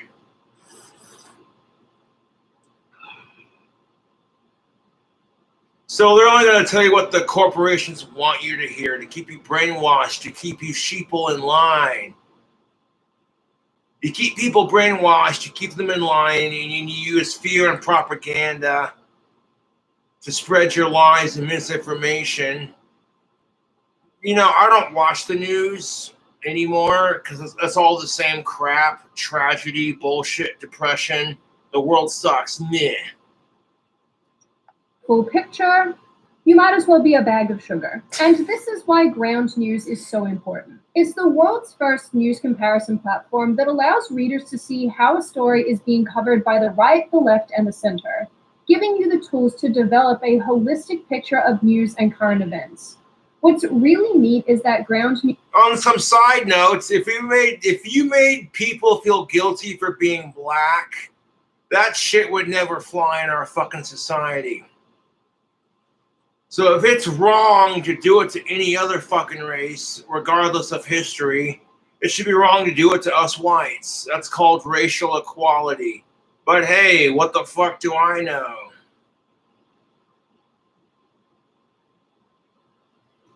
News doesn't use any algorithms to deliver you specific stories. If anything, it helps you get away from your normal media bubble with tools like Blindspot, which shows you stories that are exclusive. So you're white? I bet you're racist. I bet you like to get drunk on Jack Daniels and watch NASCAR and beat your wife. And I bet you hate black people too. Ugh. Fuck your racial stereotypes. I'm genuinely cool with most people. I don't judge people based on anything but whether or not they're a sick fuck and whether or not on how they treat people. That's just how I see it. If you're a sicko and or you treat people like me or someone else like shit, then I want to call you a fucking asshole and say you can go fuck yourself. Exclusively covered by the left or right. So if you're tired of being misled and confused and lied to and a bag of sugar, then click the link in the description and download the Ground News app. Def Leppard, pour some sugar on me. Ooh, in the name of love, pour your sugar on me. App for free. Do this, and somewhere, somehow, a journalist will grow a new brain cell. The concept of critical race theory seems to come in. Yeah, a lot of people really dislike Donald Trump. And if you're a Joe Biden supporter and you talk shit on Trump and believe all the crap you hear in the media about Trump and just blah, blah, blah, blah, that's perfectly okay. But God forbid if you talk shit about Joe Biden, the left loses their shit. And it's the same for both sides. Like, you see the radical right talking shit about Joe Biden, but as soon as you talk shit about Trump, they lose their fucking shit. Then you see the radical left talking shit about Trump, but the second you talk shit about Joe Biden, they fucking lose their shit. Public view towards the end of the Trump administration.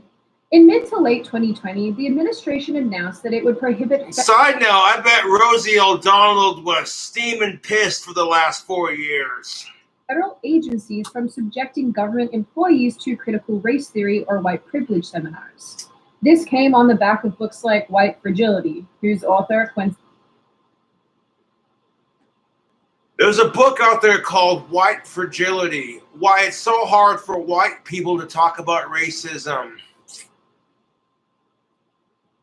Well, it is hard because for like the last 500 plus fucking years, the majority of the racism, and this is the tricky part of it, YouTube, whenever racism happens or sexism happens, if a white male is racist or a white female is racist, it's all anyone ever talks about. Any other race is racist towards everyone else. And it's just like, well, we're not going to talk about that because that doesn't fit the narrative.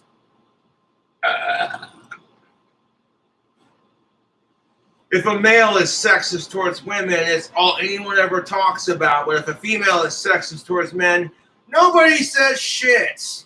And avoiding that uncomfortable, awkward conversation just to fit the narrative is bullshit.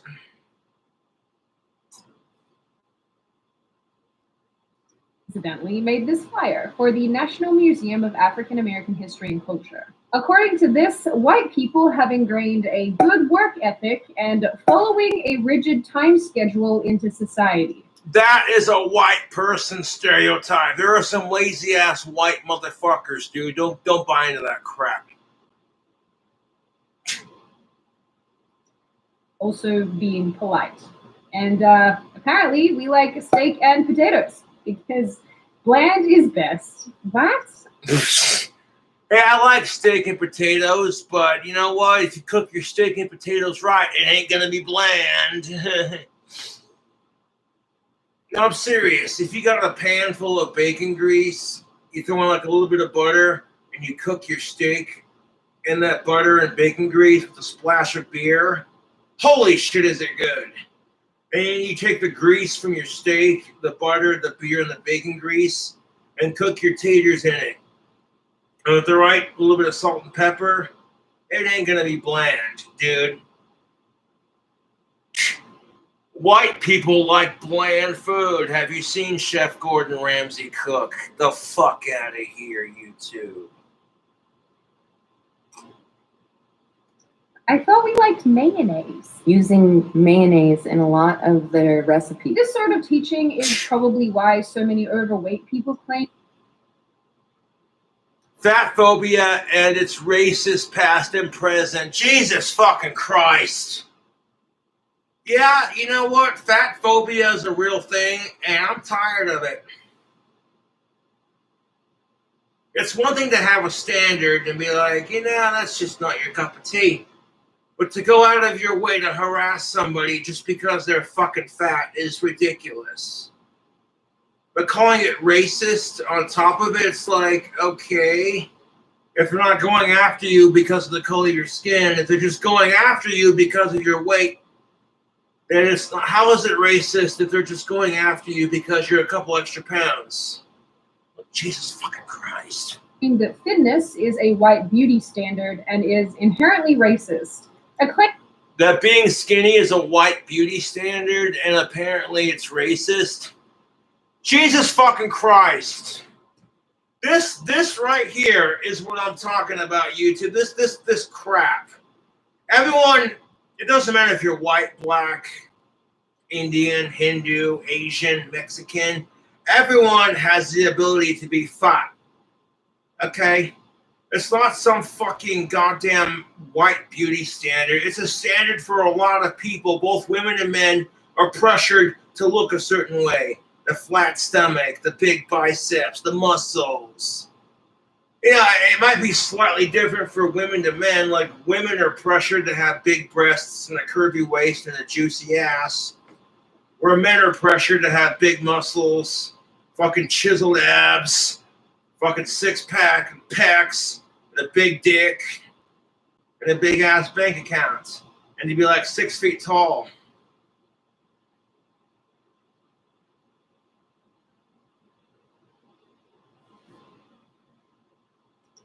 that I've seen time and time again, particularly on TikTok, which I The racial origins of fat stigma, Jesus fucking Christ.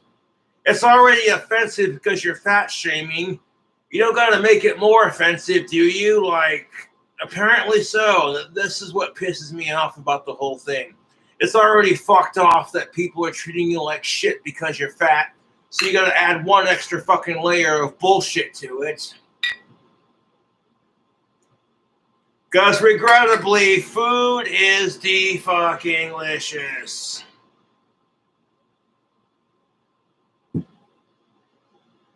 I probably could have a six-pack abs if I didn't enjoy bacon, cheeseburgers, and beer.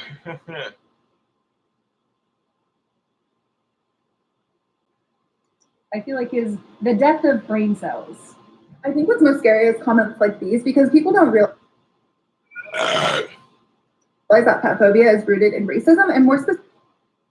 Okay, fat phobia is not rooted in racism. If they're going after you because you're fat and you're a different skin color, emphasis on different skin color, then it's racist. If they're just going after you because you're fat, then that's fat phobic. Don't try to make it worse than it already is. That's the crap that fucking pisses me off. You're already a fucking asshole for being a fat phobic piece of shit. So let's make it worse than it already is. Like, how is fat phobia rooted in racism? Are you going to explain this on your little TikTok? Specifically anti-blackness. And what happens if you don't meet the standard of beauty? You will face systemic oppression. Let me Okay, what? There are fat white people too, last time I checked. Being fat exists in all races, dude.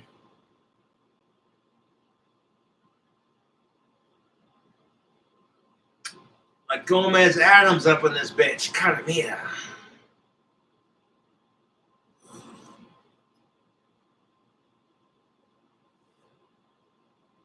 assure you, this is not a beauty standard. This is a not dying from heart disease standard. That's where you're wrong, Sydney Watson. There is a unfair beauty standard for women and men. This is why, Sydney Watson, no offense, but if you go to a restaurant, you take yourself out, maybe you're on a date with a nice young man, and you got room for cheesecake, maybe some desserts, and subconsciously you're like, oh, I don't want to be fat, so you skip dessert because you're afraid. You're afraid to be, you know what I'm saying? Come on.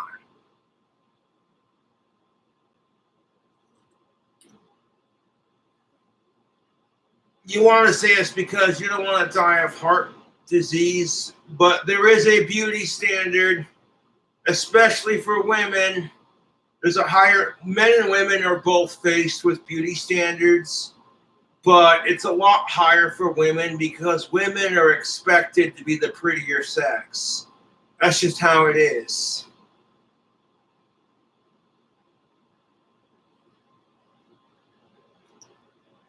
What would I know? All in all, if you're looking for a more concrete definition of critical race theory, according to CNN, because we have to look to our leftist overlords to define their nonsense, critical race theory recognizes that systemic racism is part of American society and challenges the All right, critical race theory recognizes that systematic racism is a part of American society and challenges the beliefs that allow it to flourish. Jesus Christ.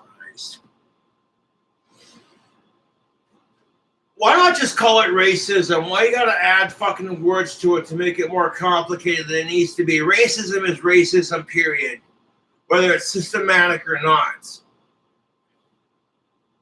Critical race theory is a practice, it's an approach to grappling with a history of white supremacy that rejects the belief that what's in the past is in the past and that the laws and system that grow from that past are detached from it. Fuck white supremacy and fuck racism. beliefs that allow it to flourish. Critical race theory is a practice. It's an approach to grappling with a history of white supremacy. And that being said, this can is empty. This other one, I want to save for tomorrow.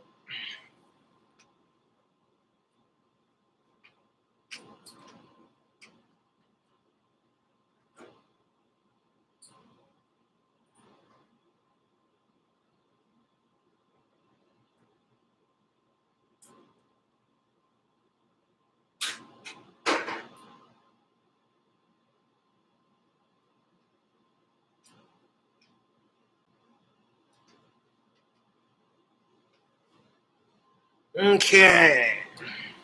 That rejects the belief that what's in the past is in the past, and that the laws and How do you think I feel?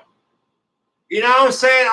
I'm pissed off about this shit. So because of the racist white cocksuckers from the 1950s, now whites today get a fucking bad rap because of what those assholes did. Okay, first of all, hashtag we're not all like that. And I think everyone can relate to that to some extent. systems that grow from the past are detached from it. That sentence was flim-flam, but I don't really know what else I expected. When it comes to the discussion of race in classrooms, it appears that some state school curriculums go out of their way to highlight this kind of doctrine. That is, that white students, or white people, have some innate inbuilt privileges that other students don't have. You know, this is kind of like Love and Vanity, where I said both genders are oppressed, both genders are depressed, both genders have privilege. To some degree, this is also true for the racism argument. There are some privileges that a lot of races have. Every race has privilege. Every race is systematically oppressed to some degree. And that's what kills me about it, YouTube. It's like, okay, so instead of being like, let's end segregation and just all of us say fuck racism and get along, it's no, white people were a dick in the past. Now we're going to treat white people of the present to the future like shit because white people in the past were assholes to us, kind of thing. And it's just like, yeah, but then they're going to feel systematically oppressed as well. And the fucking cycle is never going to end, dude. Jesus Christ. Or that non-whites are inherently held back. At the same time, plenty of teachers... And no one's going to fucking deny that shit. That systematically, yes, there are some circumstances where other people outside of the white community are systematically oppressed. And it's bullshit. Because it just fucking, it feeds the stereotype, dude. I fucking hate it when it feeds the stereotype. proudly display the things that they teach their students. Some even saying they'll find a way to teach about race, even if there isn't an opportunity. Look, it's okay to teach students about critical race and racism and how it's bullshit and you shouldn't do it. But at the same time, teaching people to hate themselves because they're white, I mean, you know, you can teach people to check their privilege and be like, hey, you know what? Fuck this racist bullshit. You know, if you're a decent person, you shouldn't have to apologize for white people in the past and what they've done, because if you're a decent motherfucker and you'd never do this kind of crap,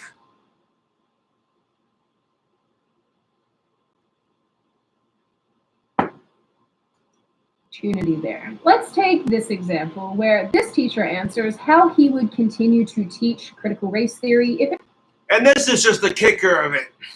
it was ever banned in classrooms. You look at the Black Lives Matter movement, which is an awesome movement, and people get that shit twisted. Like, all the extremist assholes that ruin it for that movement. Now you got a bunch of people saying horrible shit about that. What they should have called it is BLM 2.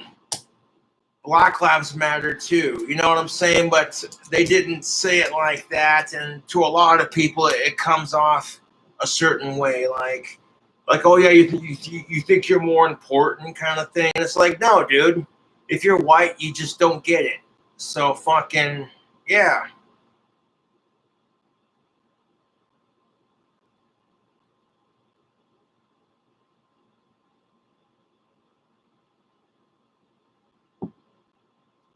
I would make sure that there were lots of words by people of color in the curriculum that I was teaching.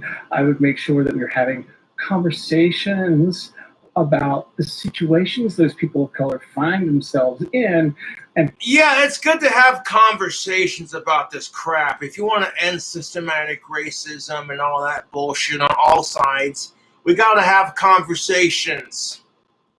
Let's end racism and sexism and abuse. and how things ended up that way.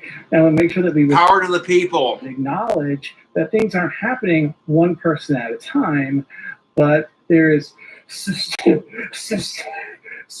know what I'm saying, that going on. Yeah, absolutely. Yeah, of course there's systematic racism. It's the truth.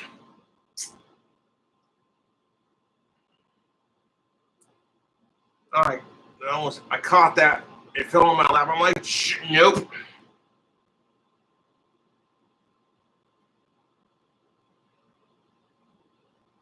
What I would do, but you know, I won't. Stop. Giving students the knowledge that systemic racism exists. Well, and no offense to Sydney Watson, but have you ever even stopped and considered what it'd be like to be in another race's shoes? Have you ever been oppressed, like, to the level of which, you know what I'm saying?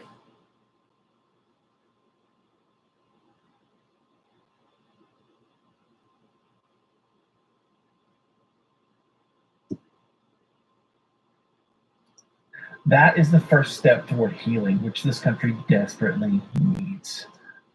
Please, Florida, let the teachers do their jobs. I love this. A person who probably spends a lot of their time on the internet calling people who disagree with them bigots is saying that America needs to heal. Humanity was a mistake.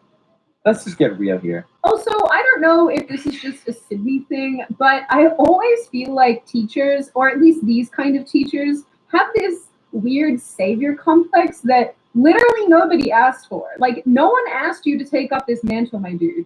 This is just... Yeah, but that's the thing of it, Sydney. Nobody asked anybody to be the savior for all this crap. But at the same time, if nobody refuses to speak up, then nobody will. And then the fucking system continues and continues. And what happens next is now all of a sudden white people are being oppressed. And it doesn't take long, okay? 2050, white men are being sprayed by black cops with hoses, and nobody says shit because of the systematic oppression and racism that blacks have had to face up to that point. And now all of a sudden, everything that happened in 1950 has just been reversed.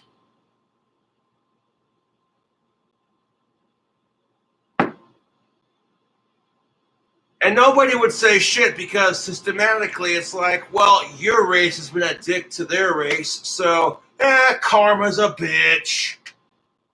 And the cycle never fucking ends. Stop. I don't know. I guess I'm just of the opinion that we shouldn't let government or teachers make decisions that parents can make themselves. This isn't hard. Stay away from molding and shaping my pudding person's brain. That's my job. Then there's this woman who says that if a student repeats something from their father or grandfather that smacks of white supremacy, which, I don't know, guys, at this point to these people could literally be anything. She says that's an opportunity to continue anti-racist teaching. First of all, if what, especially grandpa or dad, said. And what exactly is wrong with the whole anti-racist movement? Because quite frankly, Sydney, I'm not saying you're racist, honey, but what I'm saying is what the fuck is wrong with being anti on that issue? Because I'm tired of racism, period. I don't give a fuck what race you are. And you wouldn't be having this conversation if whites were the ones who were treated this way for the last 500 plus years.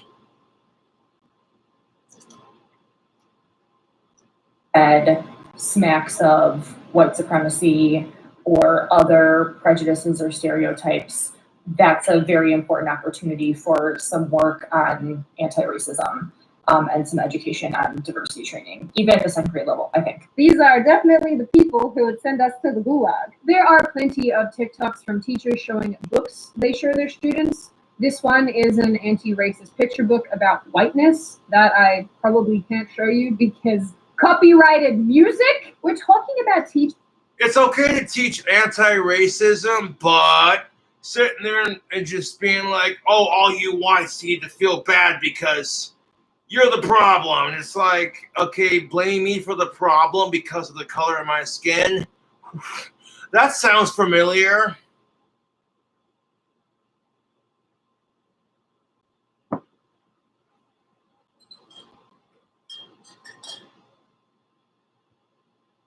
Teachers who think Band-Aids are racist. White privilege. And what? Band-Aids are racist because they have white strips? Okay, this is what I'm talking about when I call it race baiting. Well, if it's white, like it's automatically racist. Flesh tone is best. because Band-Aids have a flesh tone and little fucking squares of white. Because I'm pretty sure if you need a Band-Aid and you stick it on your finger because you cut yourself,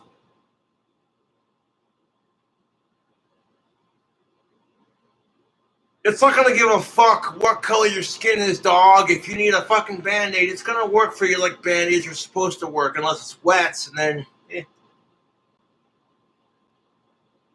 Racism! And then, I guess, not surprising to anyone, we end up with woke kindergarten, which coincidentally I found through these anti-racist teacher TikToks. So there's that. On their Facebook page. Yeah, there are people out there, I'm all for supporting, the end to this crap. But then people take it too far, you know what I'm saying? And that's kind of the point that Sydney Watson's making. It's like, it's okay to be against certain things like racism and sexism, but then there are people who deliberately go out of their way to just be like, you can't call it Mr. Potato Head because that's sexist and gender inclusive. Even though Mr. Potato Head comes with a number of accessories to make him a female, which would technically make Mr. Potato Head trans, but somehow you can't call it Mr. Potato Head because that's gender inclusive. You can't call the color of snow white. You can't say, well, that's snow when those clouds are white because that's racist. Shit like that.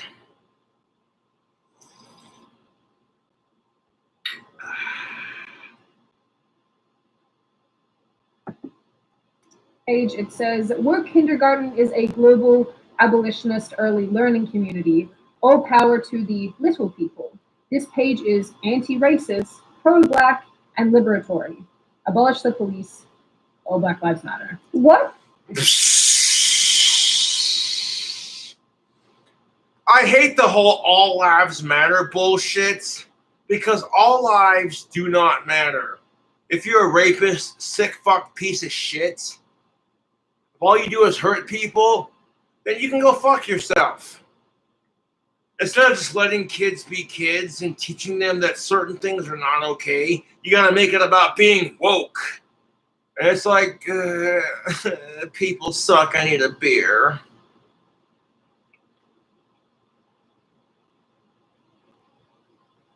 I don't fucking care what anyone says, that's just the truth.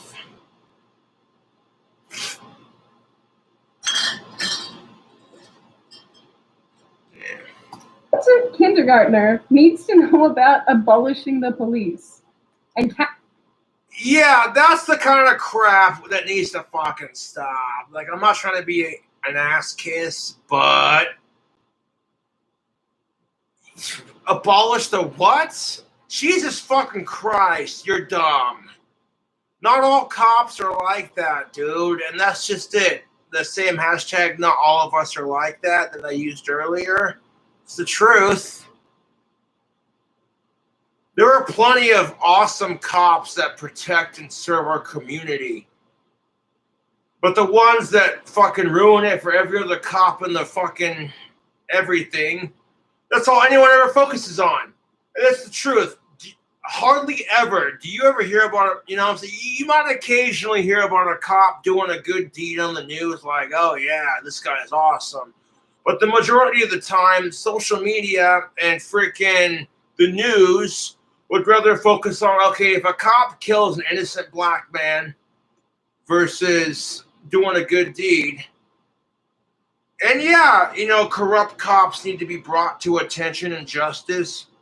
But you also need to focus on the situation when cops do good in our community. You see what I'm saying? Like, otherwise, all it does is paint a negative picture for cops everywhere. And that's kind of bullshit because now you got the system going and painting a negative picture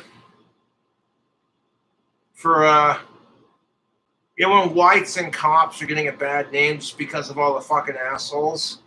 Systematically, you're like, wait a minute, can we just stop all this bullshit and, learn to coexist in peace and harmony? Is it that freaking hard? Capitalism. I don't mean to sound dramatic, but it is imperative that someone sends help. It looks like the main teacher, who literally used to teach kindergarten, is on the pronoun bandwagon. So that's fun. Again, not surprising to any of you, and sadly, many of these examples are fairly run-of-the-mill by today's standards. They're nothing that we haven't seen before. Critical race theory is not teaching our white children that they are bad or racist. No. Critical race theory is literally unwhitewashing our curriculum. It's teaching the history of this country, warts and all. Okay, I kind of agree with that teacher. No offense to Sydney Watson or anyone. Critical race theory is just... meh. I'm going to enjoy this cigar off stream when I go inside to puff this fat motherfucker.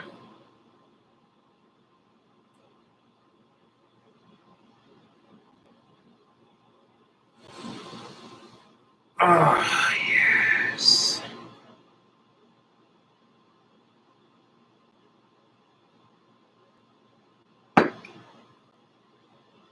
I mean, Jesus fucking Christ. Everyone gets fucked with to some degree. But what worries me more than TikTok teachers patting themselves on the back are the teachers conducting online seminars or participating in more official school videos that promote anti-white ideology. This teacher had his class line up and participate. Okay, I kind of agree with Sydney Watson in the sense of we shouldn't be promoting anti-white anything. That just makes it worse. You feel me, YouTube? There are a lot of white people who feel systematically guilty for their ancestors' bullshit. So it's kind of like, legit, wait a minute.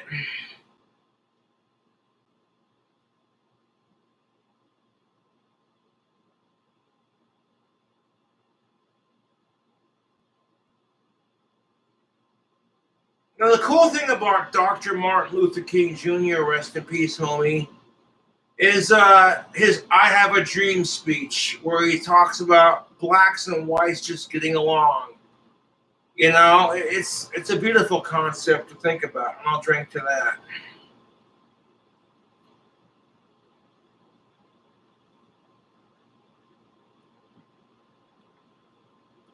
In a privilege walk. He asked them A privilege walk. Jesus series Christ. of questions about their privilege status and has them step forward. Okay. Do you think white folks want to be reminded about how privileged we are in society? Not really. In fact, we're sick and tired of hearing it. Like, okay, we get it. Our ancestors were dicks to your ancestors. What do you want me to do about it?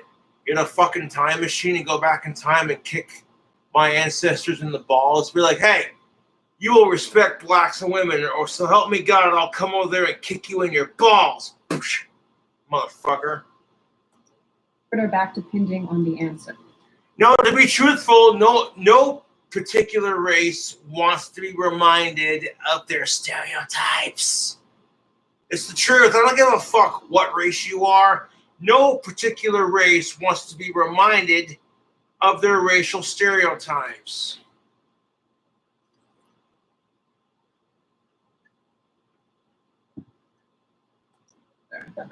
Especially the ones that make their race look bad. I thank you. If you or your family ever inherited money or property, Oh, yes, I have done a response to this. It was a long time ago, but... take a step forward. Of course. If you come from It's okay to teach white people to appreciate their privilege and to be respectful of other people and to end racism, but making people hate themselves because they're white, I kind of feel like that's just systematically going to make things worse. We're teaching people to hate themselves because they're white and because they're male. And that's the society we live in now. You might go Cobra, that's too far. But it's the fucking truth. And I'm like, if you wouldn't teach anyone else to hate themselves for being female or any other fucking race, then what makes it any more right or wrong to do it to someone else? And what it comes down to is treat others the way you want to be treated. If it would be politically incorrect to teach people to hate themselves for being black or female or any of that shit, then okay, legit, it should be inappropriate to do the same to us white males. But what do I know? I'm over here preaching gender and racial equality, which looks like this. We don't treat people like shit just because you're female or male or you're a different skin tone. That's what it means to be equal in this bitch. A supportive family environment, take a step forward. If you were ever uncomfortable about a joke or statement you overheard related to your race, ethnicity, gender, appearance, or sexual orientation, but felt unsafe to confront the situation, take a step backwards. If you were ever uncomfortable about a joke. The lads over at Myth Informed, who are actually friends of mine, and they're really nice people, so if you are interested in what they're doing, I recommend going and checking them a follow, have been exposing racist teaching practices for a little while.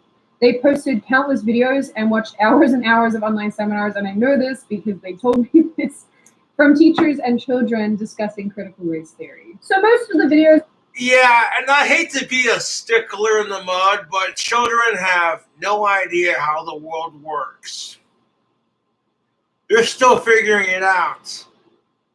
So, like, if you talk to an 8-year-old about racism, you know what I'm saying? Most of these people are not going to understand it because they're too young to understand. Like, it's the truth. A lot of these kids who are white aren't going to systematically understand that because they're white, they're automatically born into this privilege, and that somehow makes them bad, regardless of how they treat people. And that's the problem right there. It's like, yeah, every race has privilege. And to some degree, every race gets oppressed. From really severe to just meh.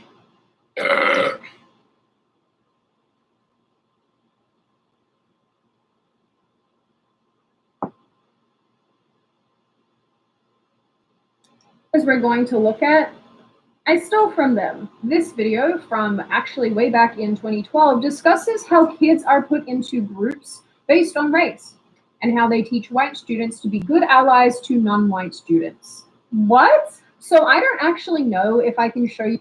Well, you're teaching kids to get along. That's not necessarily a bad thing, but teaching people to hate themselves because they're white, that's no.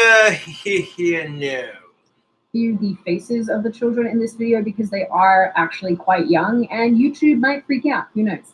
So I will probably just use the audio and link the video in the description if you want to see it yourself. It's okay not to go to them. And it's also fun to go to them because if you go to them, you can see other people from the same race. And if you don't go to them, you can see... Yeah, that's the problem is children have no concept of why being separated by skin color or any of that. They have no concept of it. They're too immature to grasp these concepts. So while teaching kids to just tolerate each other, it's a good thing. But like, you shouldn't judge someone based off the color of their skin. That's a good lesson to learn.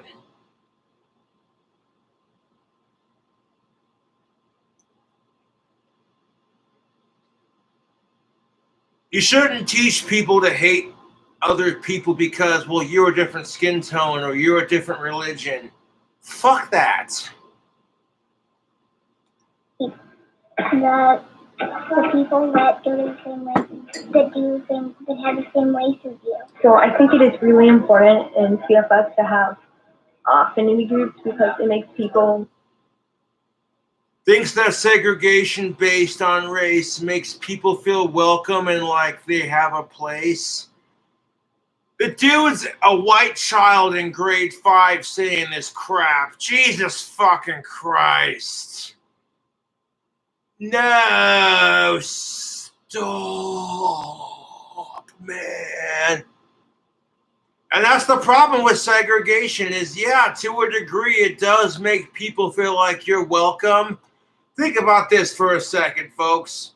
When you're being oppressed because you're white and you're born into a society that treats white people like shit now because white people treated everyone else like crap back in the day, and you have no concept of gender or race or privilege, you're just a kid trying to make friends and get good grades and figure out what you want to do when you're an adult.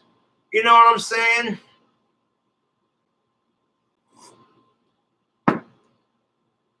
And segregation is going to make people feel welcome in their own race. To some degree, that is true, but segregation can suck a fat tallywhacker, dude.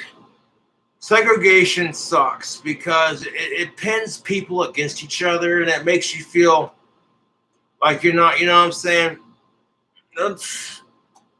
Like, Jesus Christ. Who were not treated equally at some point in history, recent history. And makes them feel welcome, and it makes them feel like they have a place, and they can feel like they can be with other people of their own race, and just it makes them feel really good about themselves. And yeah, that's kind of true to some degree. Like, dude, if you're a kid and you're black and you grow up in a family of black people as a black kid, and all your grandfathers, your father, your mother, your great-grandfather, your aunts and uncles are all talking about what pieces of shit white people are. That's because they're from a different generation. You grow up with, as a female, with a bunch of women in your family talking about what pieces of shit men are. You're going to get conditioned into that systematic bullshit. And it's just like, can we just not do that? Most of these people, you know what I'm saying, just want to get along and, you know what I'm saying, and coexist. Whenever I see, I'm not part of any of the new group, but when I see them come back, they always look so happy. This woman teaches her students about anti-racist theory. This teacher specifically teaches her students that the dominant culture is basically white people judging non-whites because of the color of their skin. And that's the problem. You have this teacher teaching kids that the stereotype, of course, that whites are always going to judge other non-whites. That, oh no, racism would never exist in any other race. Even if you break down the word racism, the word race meaning every race, which means every race is capable of being racist. But systematically, no one focuses on it. If a black dude is racist towards white people, nobody says shit. But if a white dude is racist towards black people, it's all anyone ever talks about. And it's like, oh my God, you whites are so racist. And I'm just like,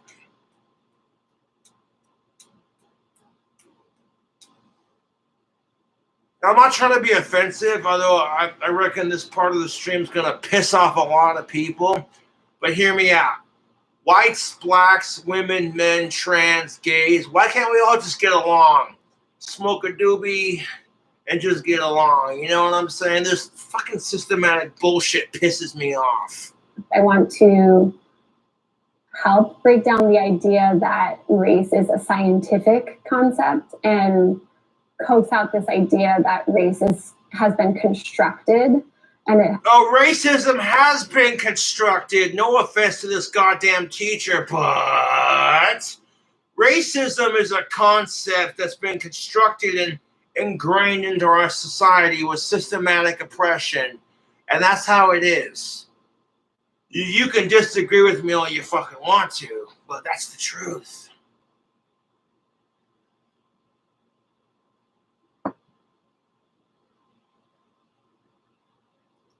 Has been constructed to keep one group in power over other people.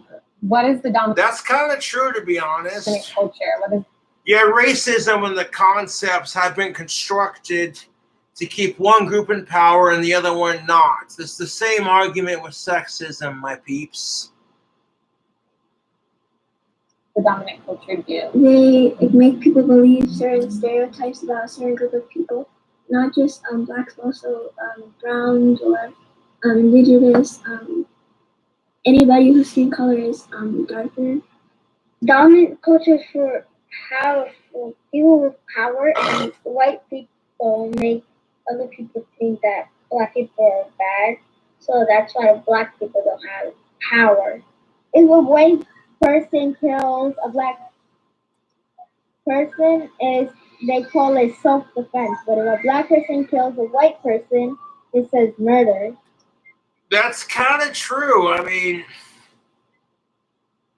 some of these kids ain't too far off from the truth, dude. That's how unfair black people's life is. What kid naturally thinks like this? I mean, it's kind of the truth, dude. I hate to be that fucking guy that pays into the stereotypes. I cannot handle modern society, truly. Why are we here only to suffer? They actually knew it. They actually said everything that we were going to be. I mean, it's systematically, it's kind of true, dude. If a white dude kills a black person, most people ain't gonna say shit like, oh, was he trying, you know what I'm saying? You're gonna hear a list of bullshits. But these days, you know what I'm saying, it's a little different. It's a very touchy subject, and I'm not trying to piss anyone off, but try not to piss anyone off anymore doesn't work. So I'm just gonna tell it like it is, and fuck you if you get pissed off by this shit.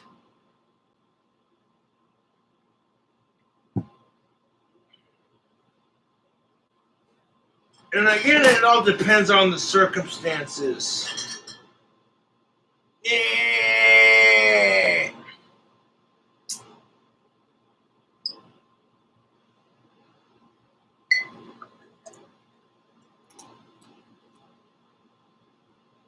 There are some things that are systematically in place, and it's just unfortunate.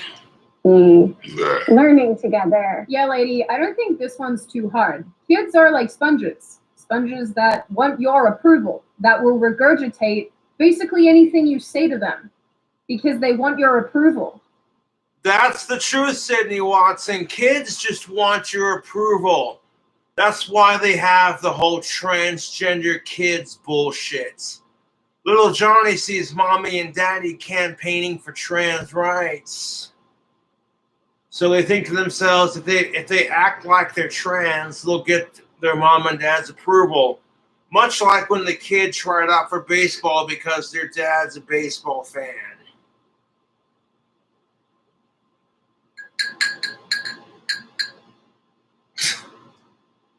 The majority of kids who say they're trans are just doing it for approval and attention.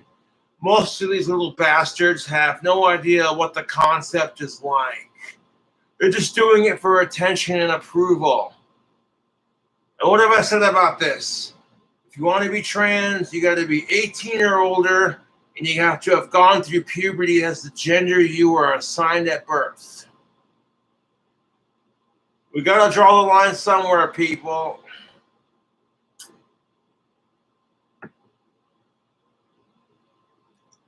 This is why child grooming is a thing and why parents need to pay closer attention to the lunatics that are with their children 8 hours a day. Okay?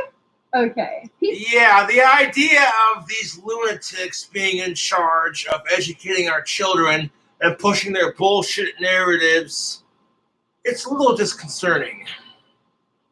Pizza Hut, of all companies, sponsored a series dedicated to discussions with teachers by teachers around race.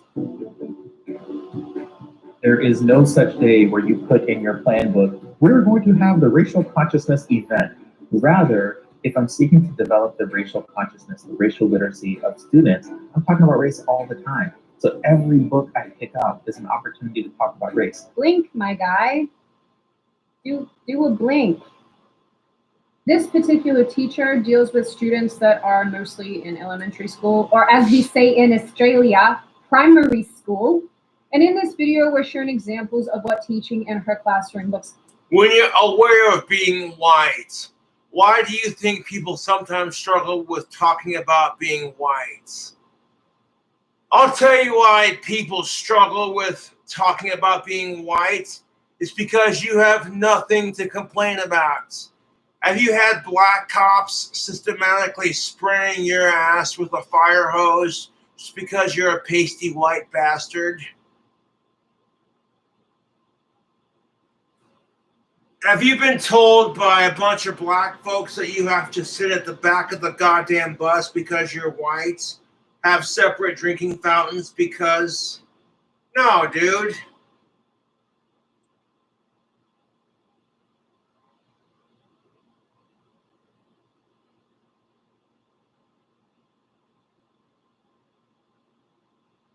You know, it makes people uncomfortable when they realize, yeah, I'm white, and yeah, my ancestors were dicks, and I want to make the world a better place and end racism and sexism, but I'm just one person, and I have no control over my ancestors.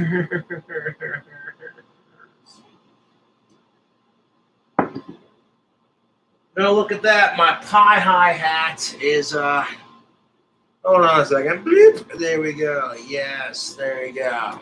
When are you aware of being white? Why do you think people sometimes struggle with talking about being white? Because it's an awkward conversation. Do you think I feel good about this shit when I gotta be systematically reminded about what pieces of shit my ancestors were, about how racist they were? Like, Jesus fucking Christ.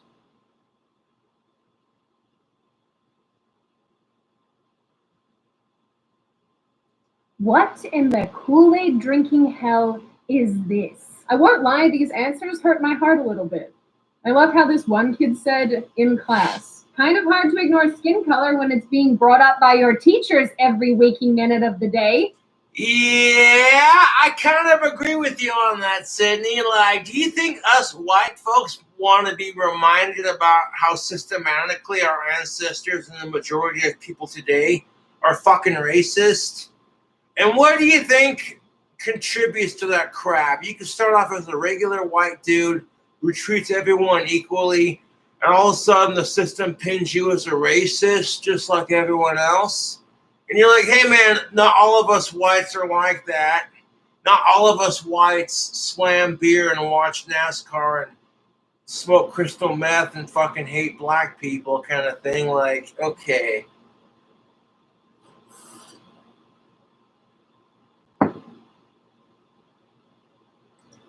Fancy that. This goes on to show a bunch of other lessons about race from this specific teacher. I especially like... Yeah, okay. Well, that's just the truth. Do you think white people want to have their privilege shoved in our face all the time? It makes us feel uncomfortable. Like, well, you know, if you were a decent person, you're going to acknowledge the systematic bullshit and that white people do have privilege. But at the same time, you're going to be like, dude, I feel extremely uncomfortable about this because I don't even know the other person over there, but fucking goddamn it. Like that this one says that racism is prejudice plus power, and that white people can't experience racism. Yeah. The stereotype that white people can't experience racism just because we were dicks to everyone else first. Yeah, that kind of makes the other side extremely hypocritical, especially when you bitch about equality, but then you sit there and fucking, oh boy, Cobra, calm down.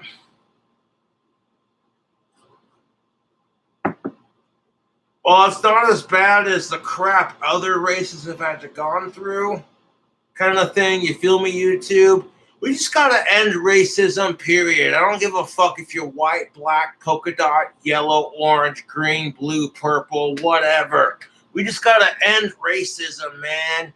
Let's end racism. Let's end sexism. And power to the people, dude. The power's in our fucking hands to change it.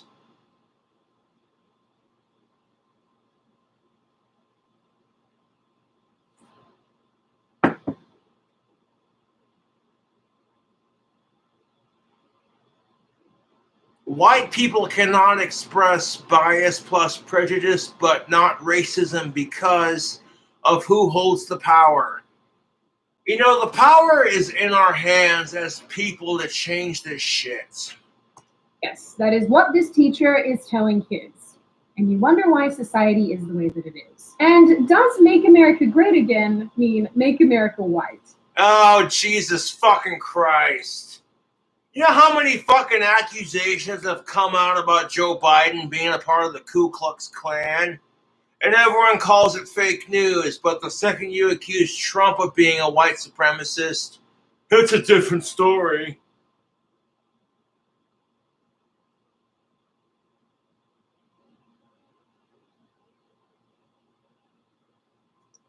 No. I don't know if anyone else noticed this, but it really seems like these leftists really pity non-white people. It's like they don't think that you can. I honestly, okay, hold up, Sydney. Let's not make it about political issues. I genuinely feel bad about my non-white counterparts. Like, just, you know, I do experience white guilt, to be honest. I do. And it pisses me off. I'm like, dude, if I had any control over it, it'd be different. Women and minorities would be treated like equals, and we'd live in a better harmonized society. Oh, shit.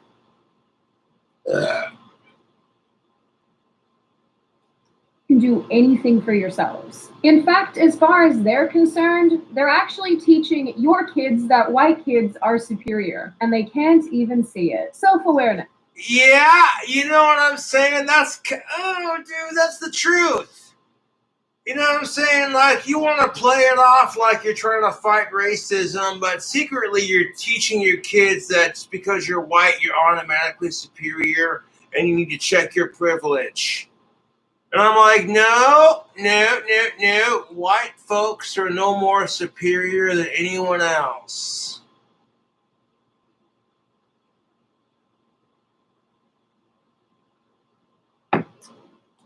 Yes. Zero. I want to make the point here that unlike the TikTokers, much of the latter type of teaching in the The political debate around intersectionality. You got some asshole holding up a sign, white people do something. How about we all fucking do something, dude? Let's work together as the human race to end sexism and racism. It doesn't matter what color your skin is. If you cut a black person, you cut a white person, you cut a yellow person, we all bleed the same color of blood. Every human on this miserable fucking planet bleeds the same color of blood. Should that not be enough to unite us? Like, Jesus fucking Christ. Our society makes me want to drink. Okay.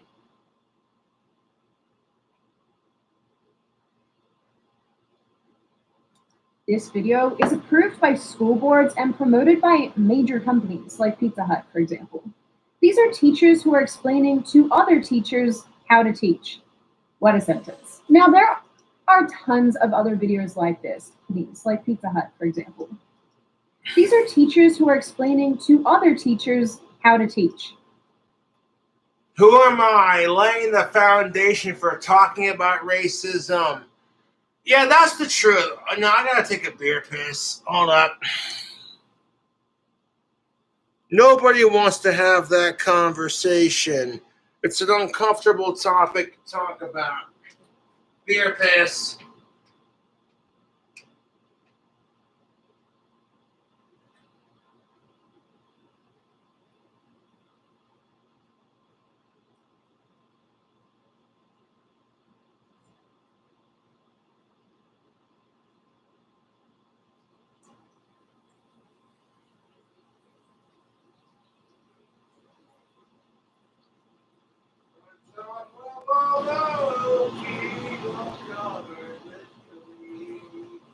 The trolls can piss off and fuck racism and sexism.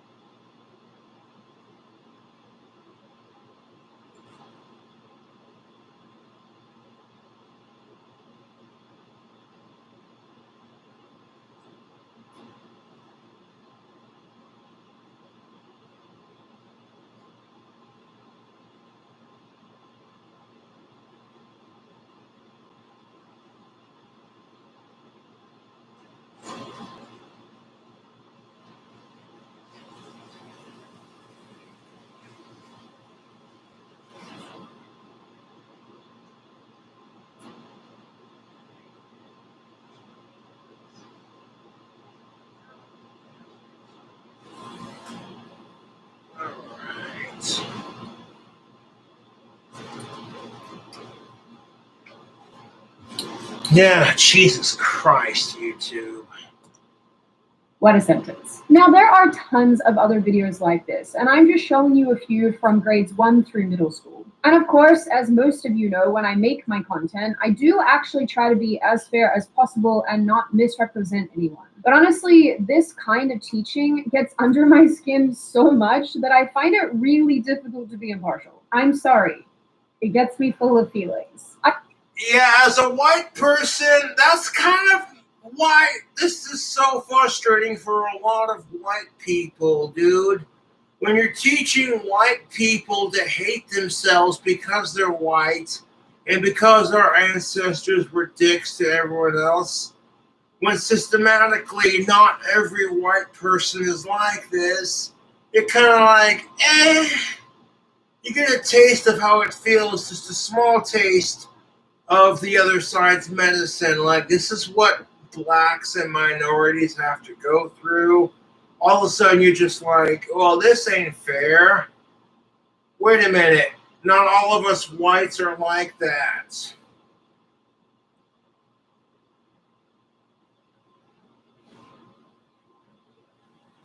I also plan to deep dive into this topic further because this is just the tip of the iceberg. And I do think it's really important that parents know and understand what is being taught to their children. Personally, I don't think it's appropriate to teach children from a young age that there is something wrong with being white, or that being non-white means you're a victim, that you're automatically going to be held back, or that your life will be more difficult. That's kind of my point. Teaching your children that just because you're white, you're an asshole, and teaching children that just because you're black, you're automatically a victim. Jesus Christ. Thank you, Sydney. I agree with you 1000%. Like, yes, unfortunately, the system that exists, it exists because of all this bullshit. But just because it exists doesn't mean that's how it's always going to play out. Encouraging people to see each other through the prism of race, in my view, is so unbelievably divisive. Teaching children that structural racism underpins every single aspect of society and all of their interactions is corrosive. No one's going to sit here and say that racism, blah, blah, blah, doesn't, blah, blah, blah. You know what I'm saying? Racism does exist, but sitting there and making that the main focus instead of teaching children to get along with each other and to end this systematic oppression would be a lot more appropriate.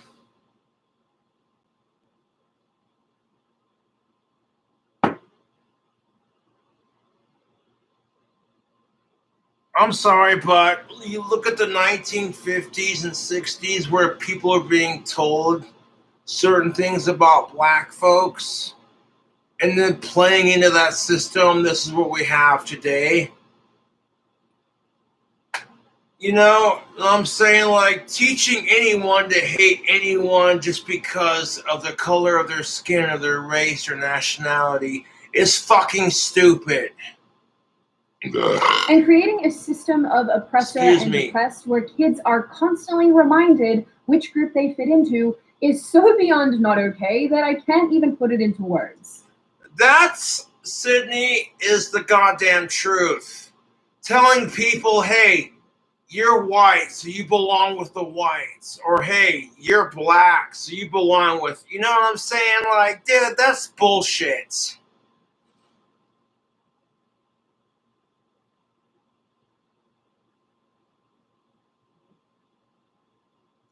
But like I said, I wanted to show you all what it looks like, what these teachers are doing, and what is being forced on your kids. There is a big difference between teaching history and talking about societal issues and teaching kids that their skin color is more important than anything else. That is the truth, Sydney. Thank you.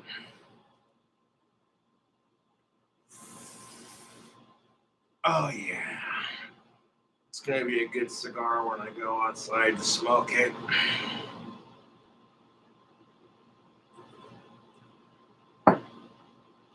In the end, like I said, this kind of teaching is divisive, it is corrosive, and You know, if you would not teach someone to hate themselves because they're black and because of all the stereotypes blacks have to go through, then it should be the same argument for whites and every other race.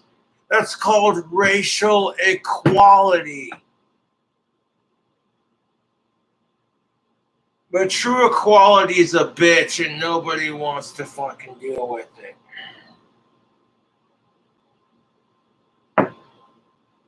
Gender and racial equality is a true bitch, and most people who are comfortable in their own skin, having the privileges they have,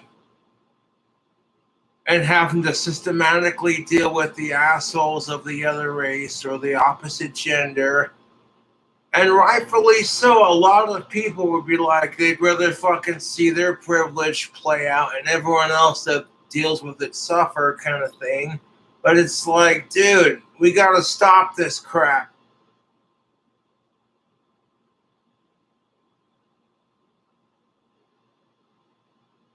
We gotta stop hating people because you're the opposite gender or you're a different race. It's just fucking stupid, YouTube.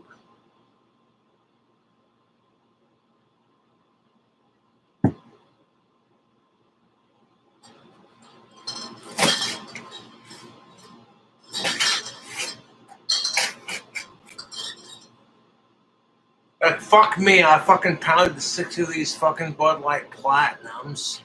I don't think it's okay in any way, shape, or form. Now, before I open the floor to all of you, this is just a reminder that you can download the Ground News app for free using the link in the description, because everybody loves free stuff. Now, I open the floor to all of you. What do you all think? Is critical race theory actually the big issue that we think it is? Not really. I mean, teaching people about the history of our racism and the history of it. Yeah, it's not really an issue. It's the way we're teaching it that's an issue.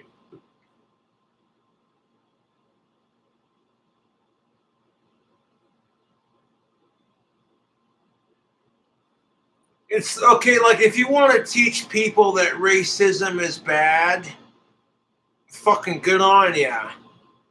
But teaching people to hate the color of their skin just because their ancestors were racist dickheads to someone else's ancestors.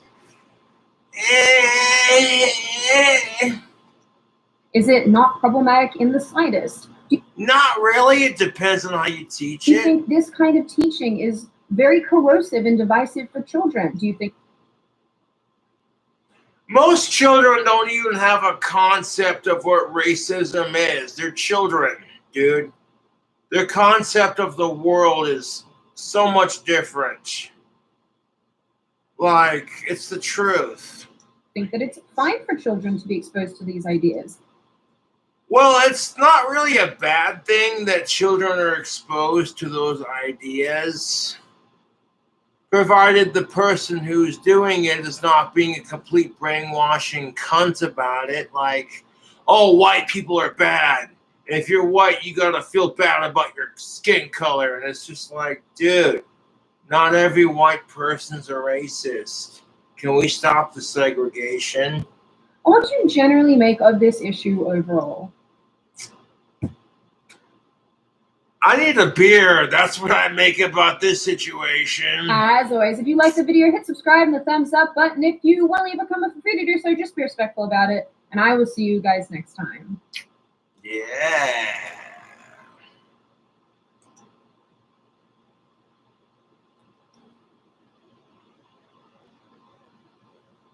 Back to the chat. Oh, shit. 2 hours of this crap. And it's almost 11 o'clock on a Monday. Well, god damn it.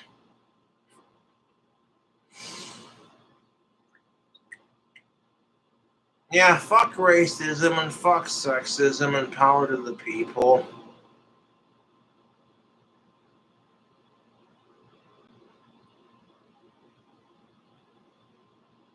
You're a regarded boglum. You're not even the real Danny Filth. Get hidden from my channel.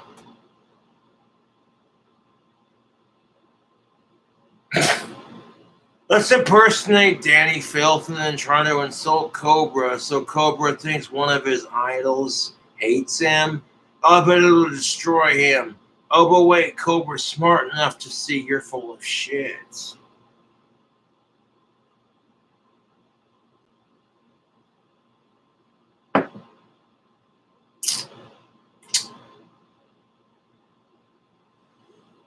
Nah.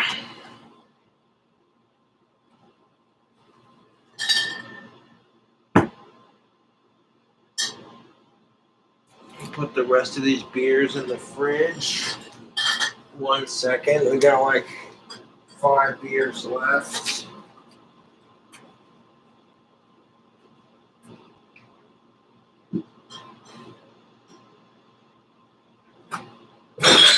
Oh, shit balls. Take all my remaining beer and just stick it in the fridge for later.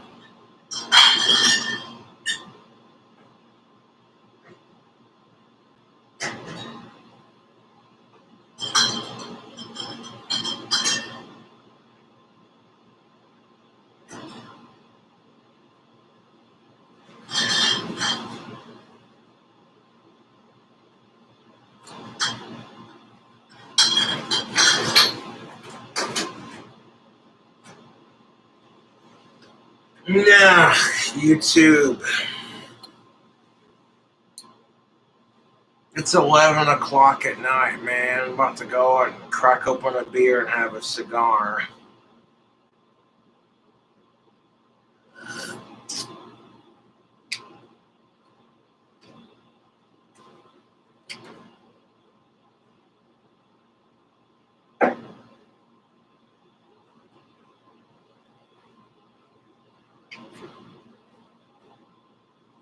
Anyways, YouTube.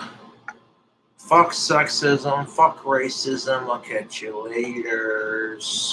Subscribe for more.